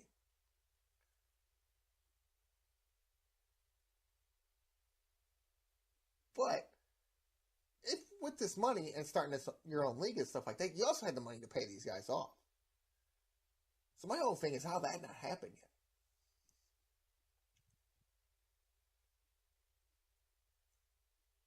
Is I think that if you're going to restart this thing and somebody has some kind of ownership to it, you probably should, throw them in on this deal a little bit. And I'm sure that, Fox is the large corporation, thought they were just kind of going to bully these guys around, and they're like, definitely in this kind of day, hey, we'll sue you. We'll get what's ours.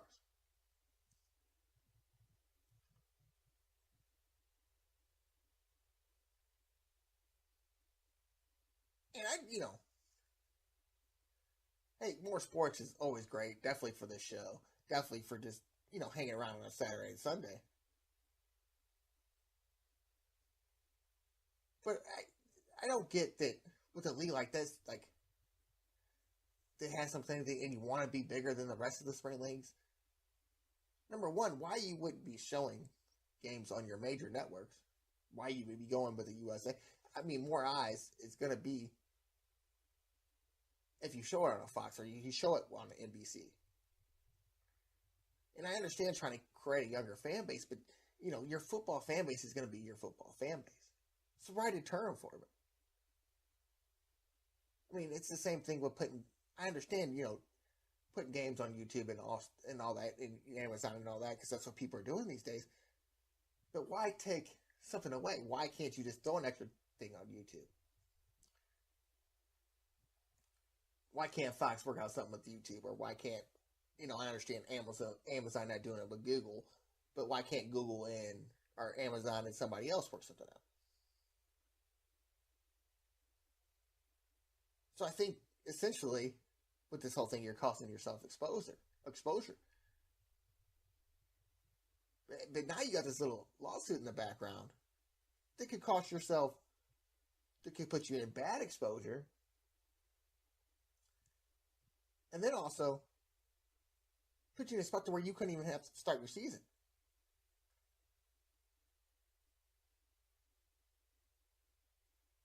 So I just don't understand how this wasn't all worked out before you even started putting as much as you put out. Or definitely advertising how you've advertised it. And I'm not saying I'm the great mind in the world that knows how all these things work. But I'm sure if I had the money that Fox had, that I wouldn't worry about this. Definitely with everything that just happened with the sale with ESPN.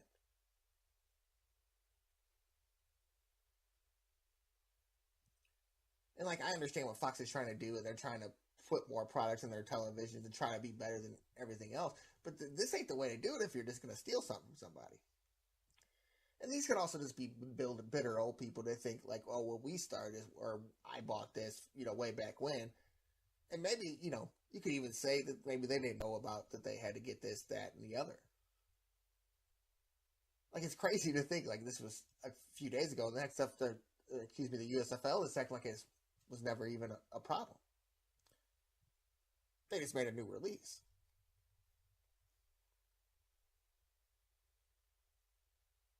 So, I mean, kind of like what I thought about the MLB thing, and and don't quote me on these things anymore because I haven't been right yet. But I think this is kind of something that's going to blow over. I think you're going to kind of figure out that either somebody's bitter or Fox Sports is going to spend some money here and pay off these people that think that they own the rights, or maybe even do own the rights. And maybe this is this little hush hush thing where you're like, you know what, we did our due diligence stuff. You're putting us in a position. Let's just kind of maybe hush this off.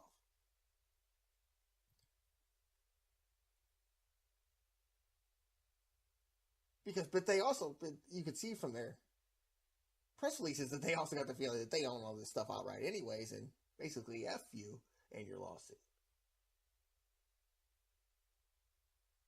And maybe, with a company like Fox, they're like, we're trying to retire, like, having throwaway money. Not that they really need any more money, but maybe they're like, if we've already did all this, we've already put our money into it with the promotions and stuff. Like, hey, we've done this. So, you can be bitter old people. You could think that you do this and think that you own this and own that. But hey, this is ours now. So, get over it. I'm sure that this sooner or later is just going to be a thrown under a rug thing where you're going to see this lawsuit and you're going to be like, oh, you remember that? Then you're going to see the USFL playing, and I'll probably be the only one to think, whatever happened with that lawsuit? And I'll probably, and it's funny because I do sometimes check up on these things.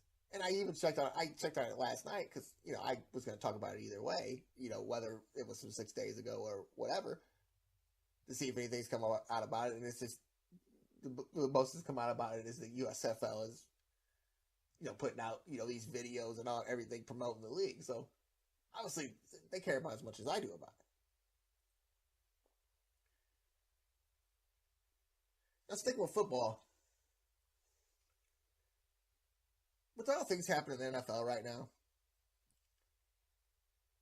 this you gotta be thinking that Roger Goodell's going crazy. And today was actually a good day for him, and we'll get into that because it kind of took some news off him.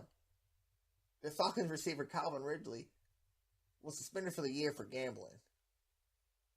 Now, this is a whole crazy story. Like, just to think about how it happened and all that.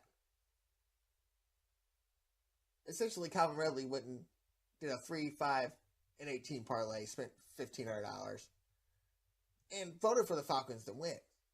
At a sports book that was only open for a month because Florida has weird laws. And, there's another state that, of course it's Florida, and I'm not going to get into Florida politics because I don't know. But hey, let's not get any money. Let's not let anybody have fun. We have to control it. We have these rules, and blah blah blah blah blah blah blah. But anyways, so he goes and bets at a casino at the Hard Rock Sportsbook in Florida, and a firm that the NFL has put in charge of finding things like this actually reported to the NFL that while he was out being injured and wasn't with the team, and said at the time he couldn't even watch football, that he made this bet on games.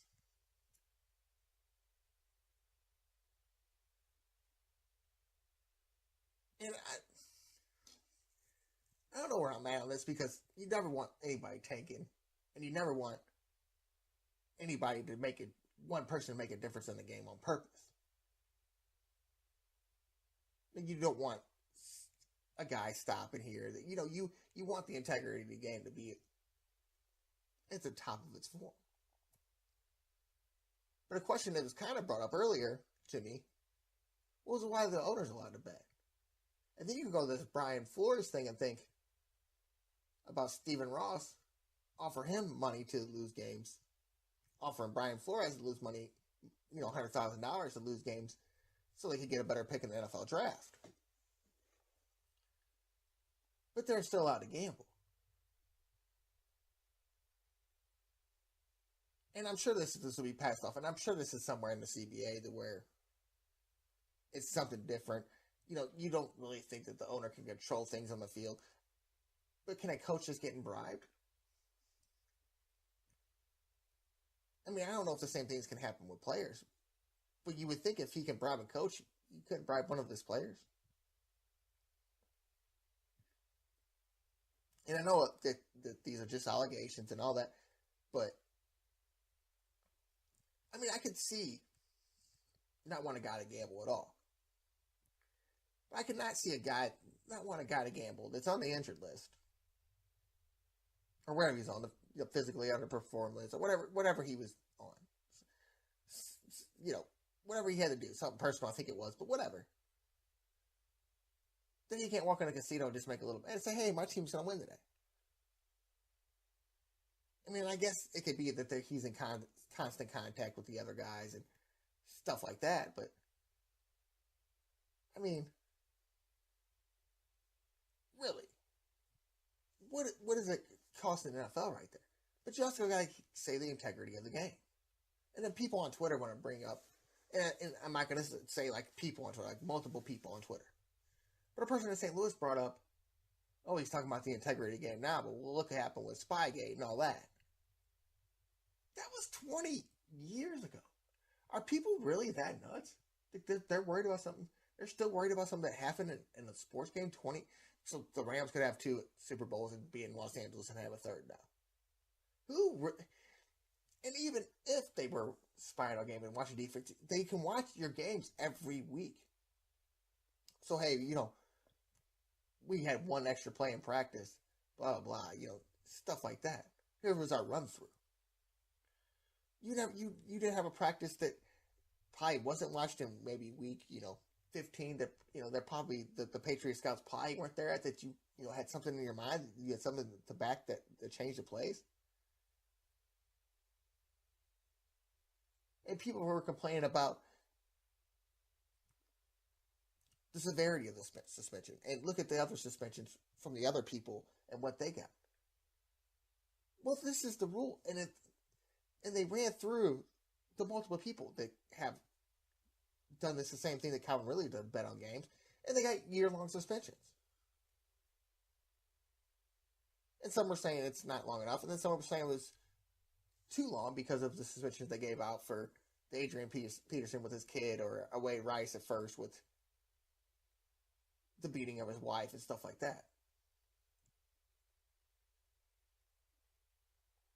I mean, the worst one is, of course, Josh Gordon. He's lost a total of 6 seasons because of marijuana. And I don't want to compare. Let's compare marijuana to gambling.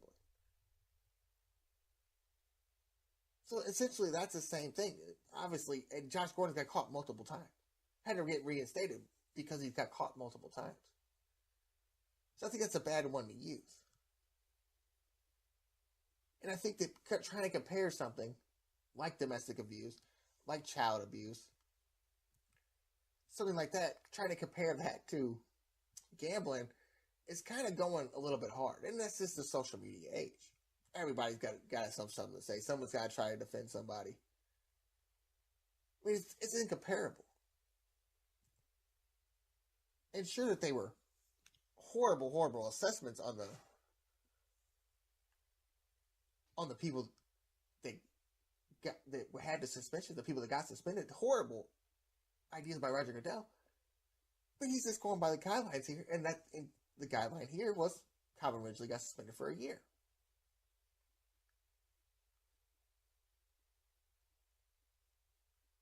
So the only big deal you can see here is that, well, everybody else is doing it, so why can't he? I don't think that the severity of suspension or anything else should even be mentioned.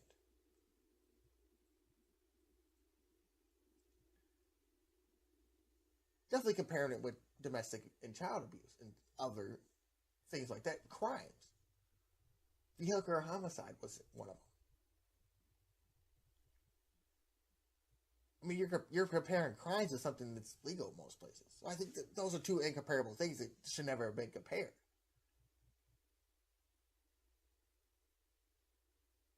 The only thing that it should even be anywhere in here is you betting on your team in that situation is wrong. I mean, it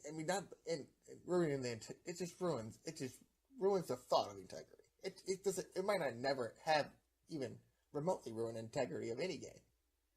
It just puts a thought in people's minds, and this is the last thing you want to do.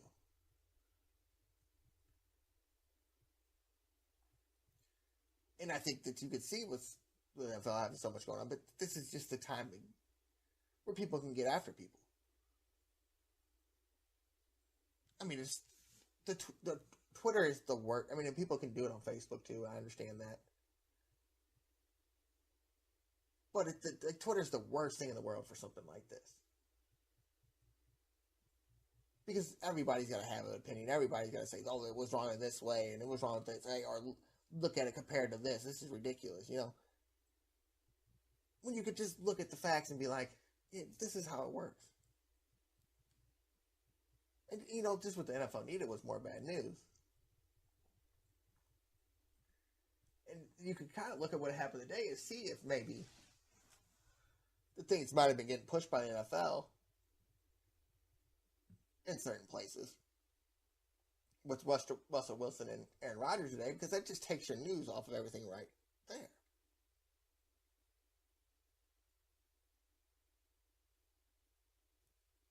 And with the whole Green Bay thing, with Aaron Rodgers resigning and franchising Devontae Adams, which I think you had to do with Devontae. You have to do something with the best receiver in the league. You had to keep him somehow. Definitely if you're going to keep Aaron Rodgers around. And then people complain, well, Jordan Love's a wasted draft pick. Well, you drafted Jordan Love as a just-in-case thing. He hasn't had to be your just-in-case thing. So what is the point of people complaining about? Well, it's a waste of a draft pick. Well, there's a lot of things that are a waste of a draft pick. And maybe they could have picked something better. But you're not going to keep the NFL MVP. I mean, are you really contemplating that in your mind? Are you really contemplating not keeping the best player in the league? I mean, it highly doesn't make any sense. And I'm sure that the Broncos got trade offers and were like, I don't think that's worth it. Because we know what he can be. Definitely we keep Adams around. And Aaron Rodgers is one of my favorite players in the game. I'm not going to, get on his beliefs and blah, blah. I watch football for players. I watch football to watch football. If Aaron Rodgers wants to, be a Trump guy or wherever guy he is, or if he doesn't want to be a Trump guy, or if he doesn't like COVID, or, if he's off the wall wild, do you, sir? I mean, look at a guy like Antonio Brown talking about him and Kanye are going to buy the Denver Broncos today. I mean, you hear that story? You may be deterred from the Broncos in that situation. It's not going to happen. But it's a story that's in the news. Like, I don't want to be asked the Kanye question. I've been enough. If I'm Aaron Rodgers, I've been asked enough COVID questions. Like, I really don't need the whole, hey, what if Kanye West is your owner question.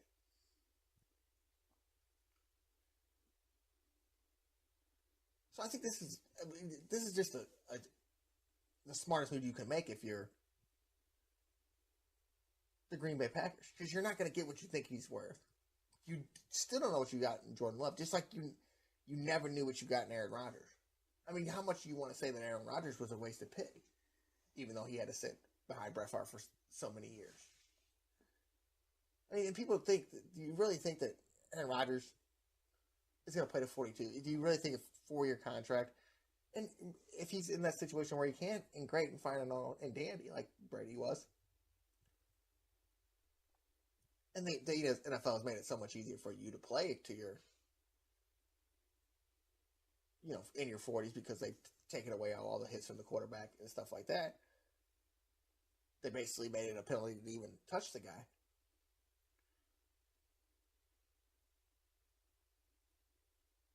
But you still have a chance to where, if Aaron Rodgers goes out and wins a Super Bowl this year, this might be your last year at Aaron Rodgers. And what do you get? Oh, Jordan Love's a waste of pick now? You never know what you're going to get. I mean, just look at Ryan Leaf. Look at David Carr. There's multiple more picks that I could probably come up with if I went and looked. But you never know what you're going to get. And if you know you got a known commodity, you know what you have in Aaron Rodgers. You just seen that he can be the MVP. I mean, it's hard. It would be hard for me to give up a guy with 34 touchdowns and 4 interceptions. I mean, that's hard for me to give up. I don't care how old he is. I mean, if Tom Brady gave me that last year, 44, let me get 45-year-old Tom Brady.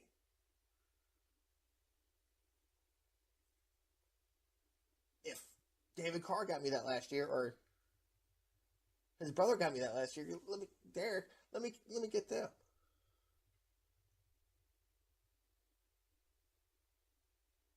So I understand where people be like, well, I mean, after all the things that's said and what's going on, this is kind of a surprising move, but I don't think on the Green Bay side it is a surprising move. And no matter what he gets paid, if he gets paid $15 million a year, I mean, I came through it the other day with people the quarterbacks that aren't the MVPs of the league, still great quarterbacks in Patrick Mahomes, but he's making 45.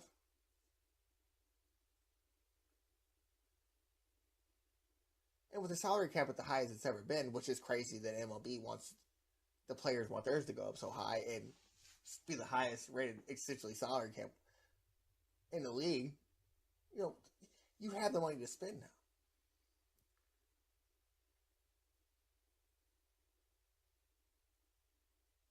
And somehow this actually works out to where Green Bay being able to cap it helps them with the money. And it's probably getting something where they defer the contract and the cap hits and all that with signing bonuses. It's all a worked out thing. So they probably like, hey, we're going to give you this. We have to give you this so we could go ahead and get this franchise tag on Adams. I mean, it's all situations that work out like that. But for people to even remotely think that Green Bay shouldn't even thought about this is off the wall crazy to me. Like, I'm signing that guy. I'm signing Aaron Rodgers. Because I don't know what else I'm going to get. I don't know what I have. I don't know who I'm... if Mitch Trubisky is the big guy out here, yeah, and I don't know what I have in Jordan Love, and I don't know, and I really don't have the salary cap to go get anybody else. And I can work out something where I got the best quarterback in the league, and I can work out something where it helps my salary cap, then yeah, I'm probably taking that guy.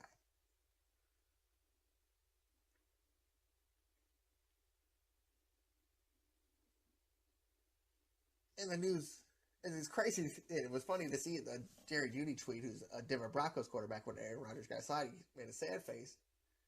And then about an hour later, the Denver Broncos traded for Russell Wilson.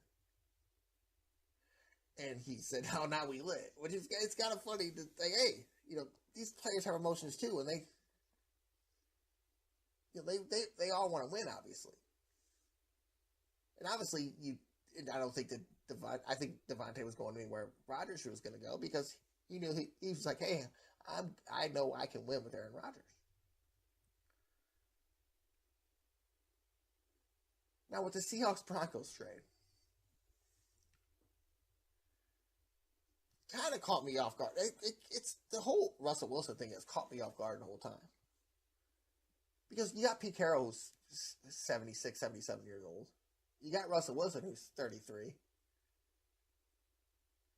And you do got, some talent down there in Seattle. To where I thought they were probably going to go out, and this was going to be the last song for Russell and Pete. But I guess they're just thinking, hey, we'll go into rebuilding mode. Because I was listening to this ESPN earlier, and they were talking about the Seahawks after the trade. Didn't think that anybody in the draft was good enough to play on their team this year. And their best quarterback was Drew Lock, and their second best quarterback, which you could 50-50 from their career so far, was Geno Smith. Now, why I think this is a bad trade for both sides is, Russell Wilson goes to a team that needs a quarterback, and they got great wide receivers with Jerry Jeudy and Tim Patrick and Sutherland. But you took one of his biggest targets away. And if you're Seattle, you get the ninth pick in this year's draft, and you get, another first-round pick. You get a couple first-round picks, and you get, You build on some picks in this. But you get a quarterback that maybe hasn't proven himself yet, but maybe you think you could build. And then you take away one of Denver's best targets in Noah Fant. And now you got an established tight end.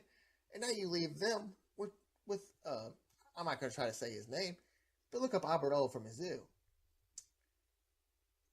which is not your best tight end on the team. And just comparably, Noah Fant had almost 70 catches this year, and Albert O had 33. Noah Fant had 670 yards and 4 touchdowns. I mean, now you just took one of your biggest targets away. And I understand what the league's turning to a more of a passing league, and more of a spread offense league. But you're still going to have to run the ball. And they still have a running game with Melvin Gordon and Javonte Williams. Both almost 1,000-yard backs last year. Both had 900 yards rushing. Crazy to think about it.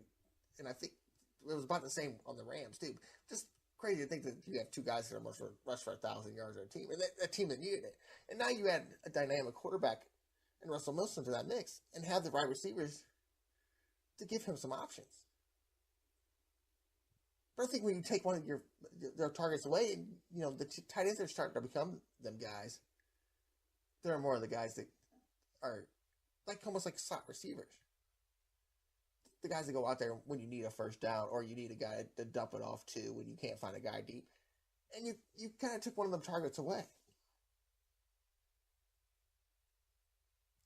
And it doesn't. You need tight ends to block. You need tight ends to protect. And you took the best one away by trading him. And maybe that was the big deal in the trade. Because I'm sure it wasn't Drew Lock, and I'm sure it wasn't the defensive end they got, and I'm sure the picks were in there. But I think when you take something away, and after you almost think that Denver was pretty much at the point to where they were going to try to rebuild over a couple of years by, trading away Von Miller. And they were going to start rebuilding this team. And now you lose a guy that's 24 years old that could be built around. And maybe you think that Albert O can be this guy. Or maybe you think that, you're going to go more to a spread out offense with Sutton, Patrick, and Judy. But I can't see wanting to get a quarterback, wanting to get a guy that's 33 years old, a guy that you're going to need to make plays for you to win, and you take one of his biggest playmakers away. It would be like if Green Bay signed Aaron Rodgers today and said we don't have the money to sign Devontae Adams.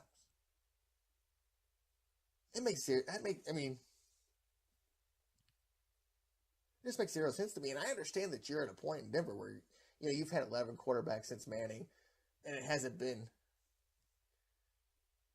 your thing. But you're in a division to where these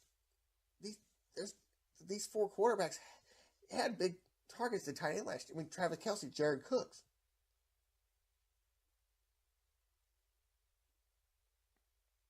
Then you got you're going against Patrick Mahomes, you're going against Carr, you're going against Justin Herbert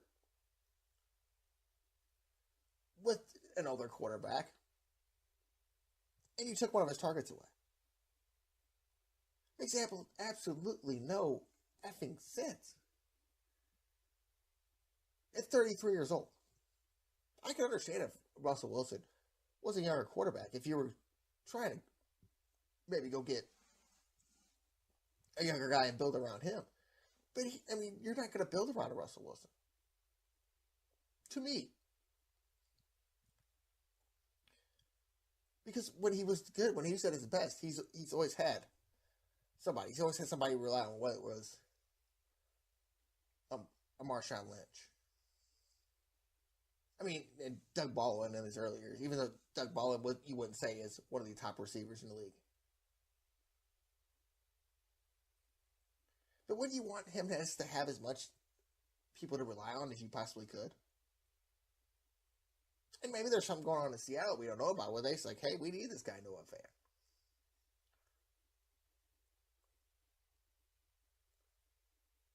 But I think when you're playing with a guy like Russell Wilson, you might be looking into him in his older years, in these younger years, older years, as I was saying, the years before this, where he's getting older, he might not be that move around guy.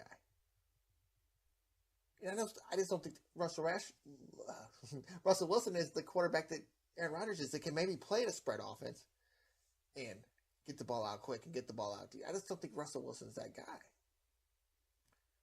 So I think you should have left him with as many options as you could. And maybe I'm hyping up Noah Fant as much because they were without Jerry Jeudy for almost half the season. So maybe I'm hyping him up a little bit too much and maybe, when you do have a Jerry Jeudy back and you put him with Cortland Sutton and Tim Patrick and whoever else you're going to put him with the Melvin Gordons of the world, maybe you think you have something wrong. Maybe you thought that Fant was actually expendable at the time. I just don't think that, in my mind, that he could be expendable. Definitely in a quarterback, when you're trying to win a Super Bowl and he's in his, middle 30s.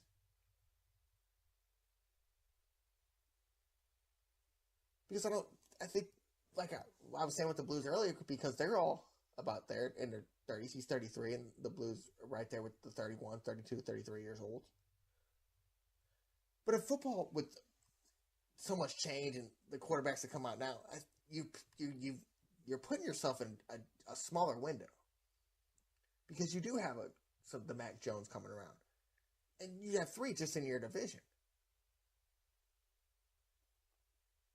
If a guy ever, like a Tua catches on in Miami, or a Deshaun Watson comes back to Texas after all this is going on, a Josh Allen. I mean, you don't have this big old window because these quarterbacks can only get better. You know what you're getting with the Russell Wilson. So I think that they put themselves, if you wanted to go out and do this year, I think that losing your best player on defense and losing essentially what is your best pass catcher on offense wasn't the way to go if you were planning on going out and doing something and getting a quarterback. And I know that Fant was a part of the trade, but still. I don't think that Russell Wilson, I think that Russell Wilson has always, when he's been a good player, has always had some type of running game. And he'll have that, but you're going to take that away if you take away some of his passing game.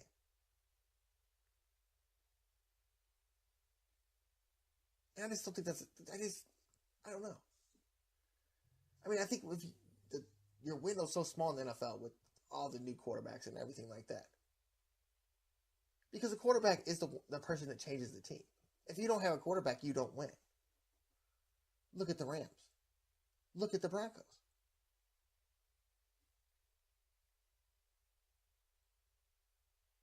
If you don't have that lead player on your team, you have a quarterback that can't go out there and win you games. You just don't have it.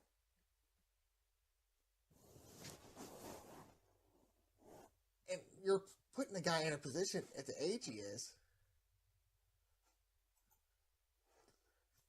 to go out there and have to win you football games.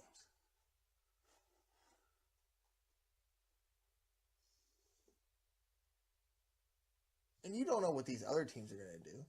And I mean, some of these teams are good even without the quarterback. I mean, just look at Ryan Tannehill and the Titans, the Colts.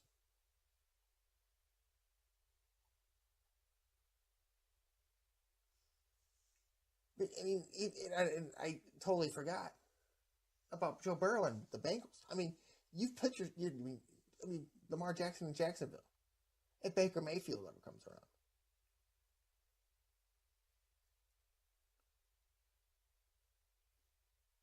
I mean, you're not in the best position to just begin to take guys away from a 33-year-old quarterback. And I'd be saying the same thing if I heard the same thing. Well, we can't afford Devontae Adams because of Aaron Rodgers. And I'm sure that Aaron Rodgers wouldn't come back unless they found a way to get Devontae Adams. I mean, I think that was a 1A or 1B, 1A, 1B thing right there. So for the NFL, it bodes well because it kind of takes you off everything that's going on, down from the St. Louis lawsuit to the Brian Flores thing to the John Gruden stuff to the Calvin Ridley stuff. It kind of put a different thing on the NFL by seeing these big trades. But I just don't think this was a great day for the Broncos. I mean, unless you go out there. I mean, there's people out in free agency. I mean, the Zach Ertz. I doubt Gronkowski. I think Gronkowski is kind of a Brady. Is wherever Brady goes, he's going. I think he's kind of the Devontae Adams of Tom Brady. I think that Gronkowski's going to retire. But there's still Zach Ertz out there.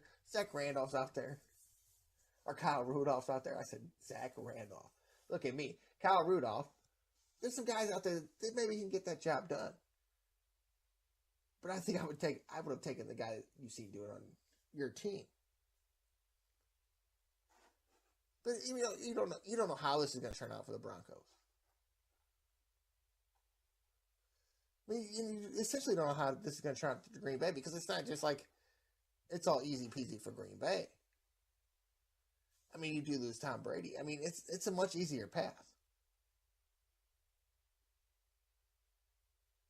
Because the only real teams with quarterbacks are the Rams with Stafford and you could say Prescott with the Cowboys. And then Kyler Murray with the Cardinals. I don't even know if I count Zach Prescott in there. So I think you're smart in that decision because of where you're at if you're the Green Bay Packers. Because when you don't know what you have with Jordan Love, then you see you're at the shot right now where hey, we still have a chance. And Aaron Rodgers probably looked at going to the Broncos and being like, hey, that's a hard role. And I don't believe that Aaron Rodgers is this guy that, doesn't have any confidence in himself. But I do believe that you could definitely say, hey, that might not be the easiest path to go, bro. You know what I'm saying? Hey, we could go in this division and we could just kind of run the table again. Like the best quarterback in your division, in the league, right, or in your division for sure is Kirk Cousins, and he might be up there, with every other quarterback in the league, except for the Kyler Murrays and Matt Stafford. I mean, he might be, and then Aaron Rodgers. He might be fourth in the whole NFC. And you look at your division, you got three right there on top of you. And then you still got to go, if you go to the playoffs, go through the Josh Allens, Joe Burrows of the world. Mac Jones is, if he gets there. So I think this could be a situation where the Broncos are in of what could have been a situation. If we would have found a way to get Rodgers, but we only got Russell Wilson. Because it's not always peachy when someone leaves what they're used to. It works out for some people. Kurt Warner. But it works out for a lot less people. Tom Brady. I mean, look at Cam Newton, and Cam Newton was already falling downhill. And that's an example. That's an example of Russell Wilson. He hasn't fallen off the cliff like Cam Newton was. But it's almost essentially the same thing. Carolina wanted to move on. Seattle, for some reason, wanted to move on. And,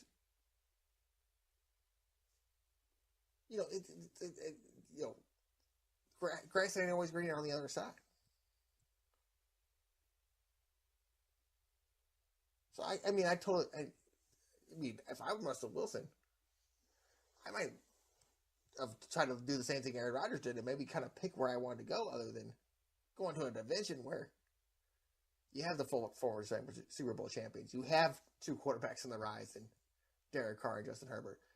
I mean, you're the old guy here. You're the guy that, and you're going to what was essentially was the worst team in your division, even though they played 7-10 in a division with a division that could have had 3 playoff teams in it. Isn't that bad? But I mean, it's a little bit of my first choice. Now, I'm kind of tired with this. I don't know about the whole. It's hard to talk for me to talk to MLB stuff, and they're still fighting over stuff, and they're still going. And essentially, I just think that this was. Now I'm starting to think because I don't know if the players really want this and this, and things move around and so much that, and they just keep getting closer and closer. I think that this was just either a way to get the owners to give in, and they knew that they were at a point to where they were going to give in, and then they kept saying stuff like, "Oh, well, they just think the first couple weeks of the season, or the first month of the season, they knew that the owners were going to get, the fans were going to get deterred, and that was going to go against the owners." Now, that's my only thought, since my original thought, and it's still my original thought, that they didn't need this time. That the later the better. Let's get as much vacation time as we had. We'll fit all this in somehow. We'll knock it down to 154, and we'll pay you for 162, and we'll honor your contracts. And I just have a feeling there's an agreement inside of an agreement. And it's kind of like you feel like there was already, like there was with the Rams, there was already an agreement for them to move inside of agreement, even though you heard that the first agreement was that they weren't moving because of the vote. But it's kind of there was an agreement that was already made behind the scenes. It was kind of like, yeah, we're going to do this, don't worry. And I kind of feel like it's the same way with the MLB and the players. Or when you're getting more vacation time, you have to spend more time at home with your family and stuff like that. You're going to get more money for the playoff money now. Because that seemed like a thing that was never going to happen, and now all of a sudden, 12 teams, yeah, let's go. Let's get it. You know what I'm saying? And now the teams just keep creeping on one side and keep creeping on the other side. We said we canceled the first 2 weeks of games, but, it's been a week now, and, we can still get that 162 in. And I 100% almost guarantee that 162 games will never be played again. Unless there's some magical illusion that they're playing on us. Because they definitely with the way that they're moving the deadline, you could see that maybe they wouldn't keep moving deadlines. They wouldn't allow deadlines to move. They wouldn't be talking like that there was so much animosity that's just being said. And maybe some players are lying to the other players saying, "Oh, there's nothing close," and I don't like this deal either. When they get told they don't like a deal, and I'm sure how it's going to rule out in this one is majority's going to rule. So not everybody's going to agree to the deal, and that's just how the world works. But I think that there's going to be the minority in these situations are going to be higher than usual. Definitely in a CBA, it's only 5 years. I'm going to guarantee that there's almost a 50% split because the younger players are like, "Hey, let's just go play and let's try to make money now." And the younger players are like, "Hey, they're trying to get us money. Like, leave this alone for a little bit." But I'm sure that these couple guys that are sitting around and making 20, million to 43 million a year are kind of just sitting back saying, "Hey, I'll take all the time I get. I got my contract." And, I'm assured that we're going to get paid for our 162 no matter what.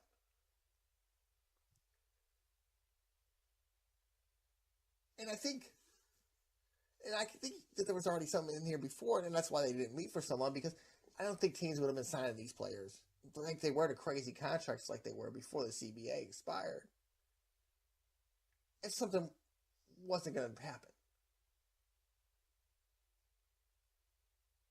And I think that I think it's the same with the players. I think that some players said, "Hey, I might as well get paid now." Some players are like, "Well, let's see what happens after a little bit and see how much I can get paid."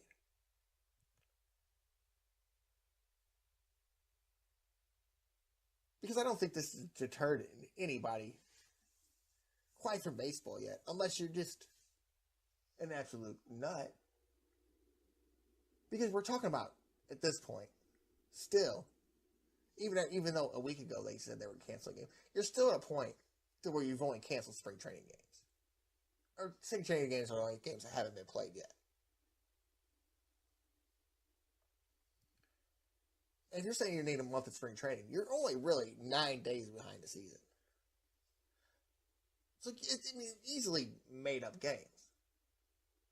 And I'm sure somewhere in there they'll deter some of the off days in the playoffs to get in this 12-team playoff system. I mean, it's all work.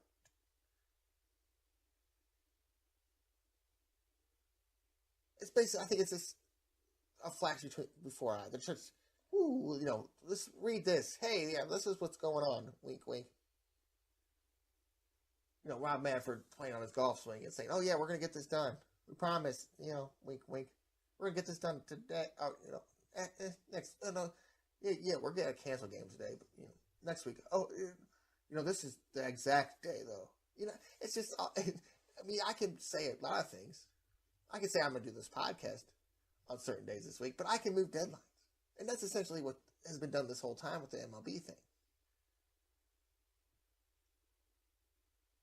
Essentially, the players are never locked out, because if they can go and have camps and stuff, they're essentially never locked out. I mean, if the MLB Players Association can set up camps for these players, what are you locked out from?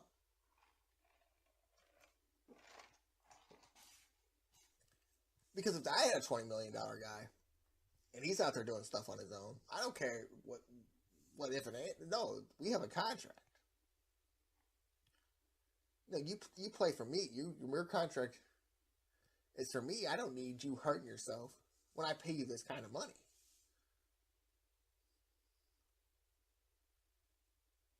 So let's move to another deadline till Wednesday. Whenever they decide to pick. It's supposed to be Tuesday at midnight. Now it's going to be Wednesday. So essentially, it's a moving target. It's like the Rams relocation suit. Just a moving target. This is moving guidelines. Instead of moving guidelines, they're moving deadlines. So I think people need, just like the Blues, I think people just need to settle down on, just mellow out and enjoy sports. Just enjoy it. While you have the chance to enjoy life, enjoy it. Don't deter yourself from nothing. Don't work yourself up or nothing. Just enjoy it. Enjoy the Blues playing right now. Enjoy the guys being, watching a little bit you get to watch in camps. Find something else to do in life. Don't kill yourself over the petty thing. Over the things you can't control. I think that's the best line ever. Even though it's is please, God, please help me not worry about the things. And I don't remember the Serenity Prayer, the beginning of the Serenity Prayer. But please help me not worry about the things I can't control. And I think that should be everybody's life lesson. The Serenity Prayer. Please help me with the things that I cannot control. Please get that crap out of my head. And you can't control this. But you're not going to lose baseball, people. I promise you. All right, that's going to do it. For my Grandma Hicks, love you, Grandma. For Grandma Bowlesby, Lori, and Paul, R.I.P. For Madeline, Jake, Zach, Joe, and Little Rhiannon, I'm Robert Bowlesby. This has been the Greater STL Sports Podcast on the SG4L Media Network.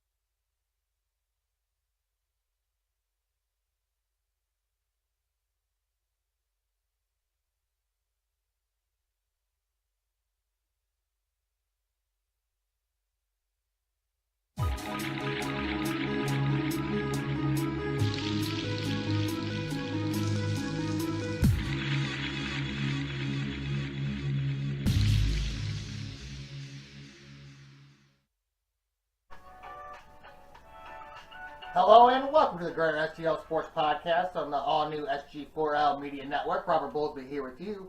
You can tweet the podcast at GSTLSP. You can tweet the network at SG4LMN1. You can find us anywhere: Instagram, YouTube, Spotify, iHeart, anywhere you can think of. I can't even remember them all. Anywhere you can find your podcast at, you can listen to us at Greater STL Sports Podcast. Now, what's funny about this podcast sometimes is, like, I want to say strictly St. Louis sports. That's not, like, all about it. But it was, like, it was hard. It was kind of, I thought it was, like, if you really think about it, just by what the sports were going on, it was, spring training not really, around the corner like it's usually going on right now. Like, I went on ESPN.com yesterday. And I went to the MLB thing just to look up some stories or whatever, do my usual thing. And right at the top it said canceled on all the games, which I thought was crazy. I thought it was actually kind of funny that they were actually worried, like they actually had canceled spring training games up on ESPN.com like it was nothing. But it's not really that slow of a week. You could talk NBA if you really wanted to, the trade deadline. You see Ben Simmons, who's just, I don't understand. I don't know how them basketball players actually make it. Like the ones, it just seems so, oh, you signed Gordon Dragons. We didn't get along in the playoffs 5 years ago. I'm not going to play for you. I'm not going to play in Philadelphia because, well, I'm not liked here and I can't get along with nobody. So I could have talked to that, him not playing for the Nets, which, you lose Harden, but you've had injuries all season on that Nets team, and it's not like they're the worst team in the world. It's not like they really needed Ben Simmons. Definitely if you're adding Dragic to your team. And I've always liked Gordon Dragic. I've always been a Phoenix Suns fan for some odd reason. And I used to live in Arizona. I had to live down there for a little bit. And what I don't I don't understand my fathom for it. I just really don't. There've been a lot of good players down there that I've liked. Penny Hardaway, Shaq in the later years, Steve Nash, of course, Grant Hill, Shawn Marion, Gordon Dragic, Devin Booker now, Chris Paul. It always seems like they get players I like, I guess, or start off with players I like. I don't think any of the players I name actually start off with the Phoenix Suns. So, I have no good reason for it, but I just always liked Phoenix Suns. I like Gordon Dragic. Didn't understand his Toronto thing. Didn't want to play in Toronto. Blah, blah. Kind of like Houston not wanting to play John Wall just for some random reason. They got Kyle Lowry and we're just past this. I mean, that's one of the top point guards in the league, and you're just not playing. That makes zero sense. And that's your 2 minutes of NBA talk on the Greater STL Sports Podcast. But even with the All-Star game going on, but actually, there's a little bit going on in sports. And a lot of it pertains to St. Louis and some, spring training, of course, and the owners and the players meeting down there at the stadium, at Roger Dean Stadium, where the Cardinals and the Marlins play.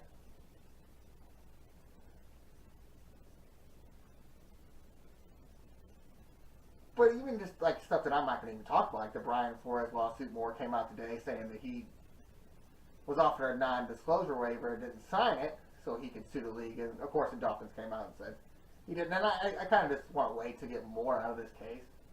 Definitely on a weekly podcast. I guess not a big jump to difference than what you thought, anyways. If there was something going on down there, definitely with them paying him to lose games.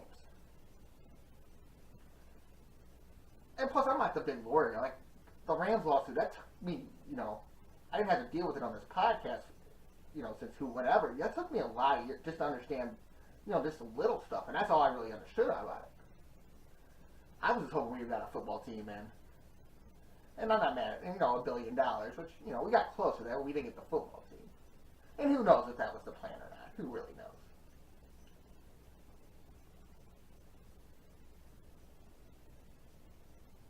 start the show with a little partnership that was made between the XFL and the NFL, in which the NFL and XFL agreement will give the NFL a petri dish to experiment with proposed rules, test new equipment, develop prospective officials and coaches. It is not bound. It's also, there's going to be in there, it's going to be anything from officiating to rules, new playing services, player development. Now, Danny Garcia said this came out and said this wasn't going to be make the XFL a development league because they're a spring league. Well, I kind of have a little news for little Ms. Garcia there. Is that's usually what the NFL uses for development. Look at the XFL in Europe. The spring league over the last couple of years, which I'm surprised with the USFL thing and them, getting their season going now, that the NFL didn't have nothing to do with that. Definitely when they, and maybe it's a Fox Sports thing, I don't know, maybe Fox Sports has kind of pushed them out of it because it's Fox Sports and they're working, the TV games are going to be on NBC and ESPN.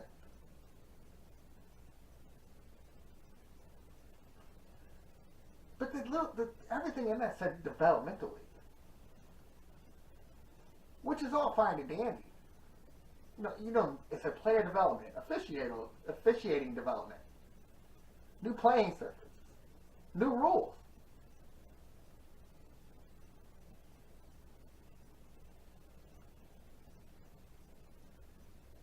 And basically what I was trying to say earlier, it says nothing to officiating the rules.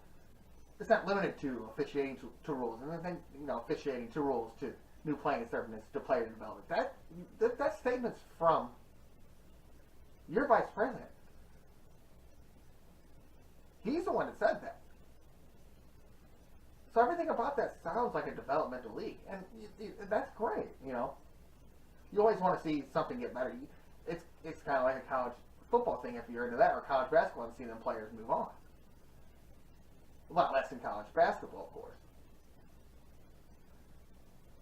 But my big deal here is what's just happening with the NFL and Stan Kroenke and all that. And I know it doesn't, with the lawsuits and stuff did come out about the owners in the NFL, some of it. Some of them didn't even send it in. They rather got fined.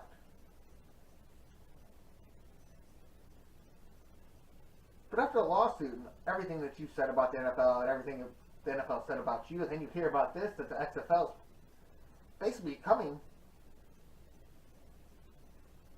the minor leagues for the NFL, kind of like what the Spring League did, a whole different thing, because the Spring League was based in one state. How is that fair for the Battlehawks?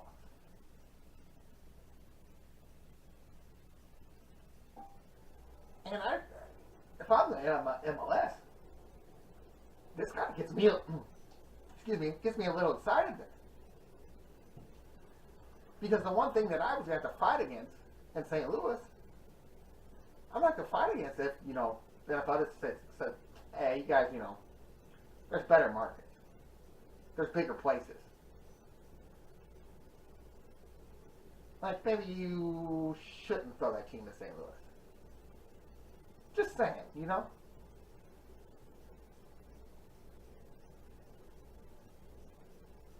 And what could they say in that situation? Does that still, could they say, we didn't do it because we felt like there was too much competition going on with the MLS?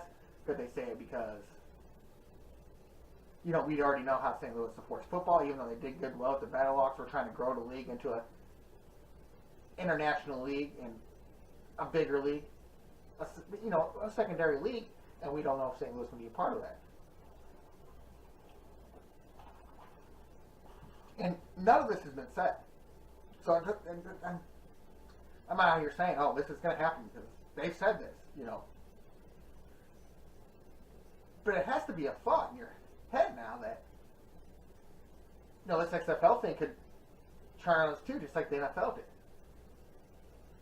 And I doubt that they're going to come out there and put too much out there when it first comes out. But someone's going to get that paperwork with that, with the economical development and blah, blah, blah, and see that well, this is how they really felt about us. And now we've lost something else. We lost another football team that was actually a homegrown team that we had in our grasp.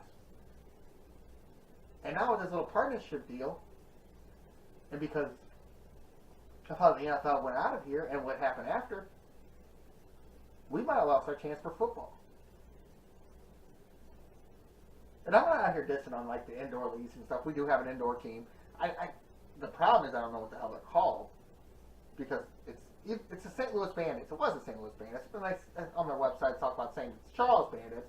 On the schedule that's put out by that particular indoor football league, it says the St. Louis Bandits. So have fun with that one.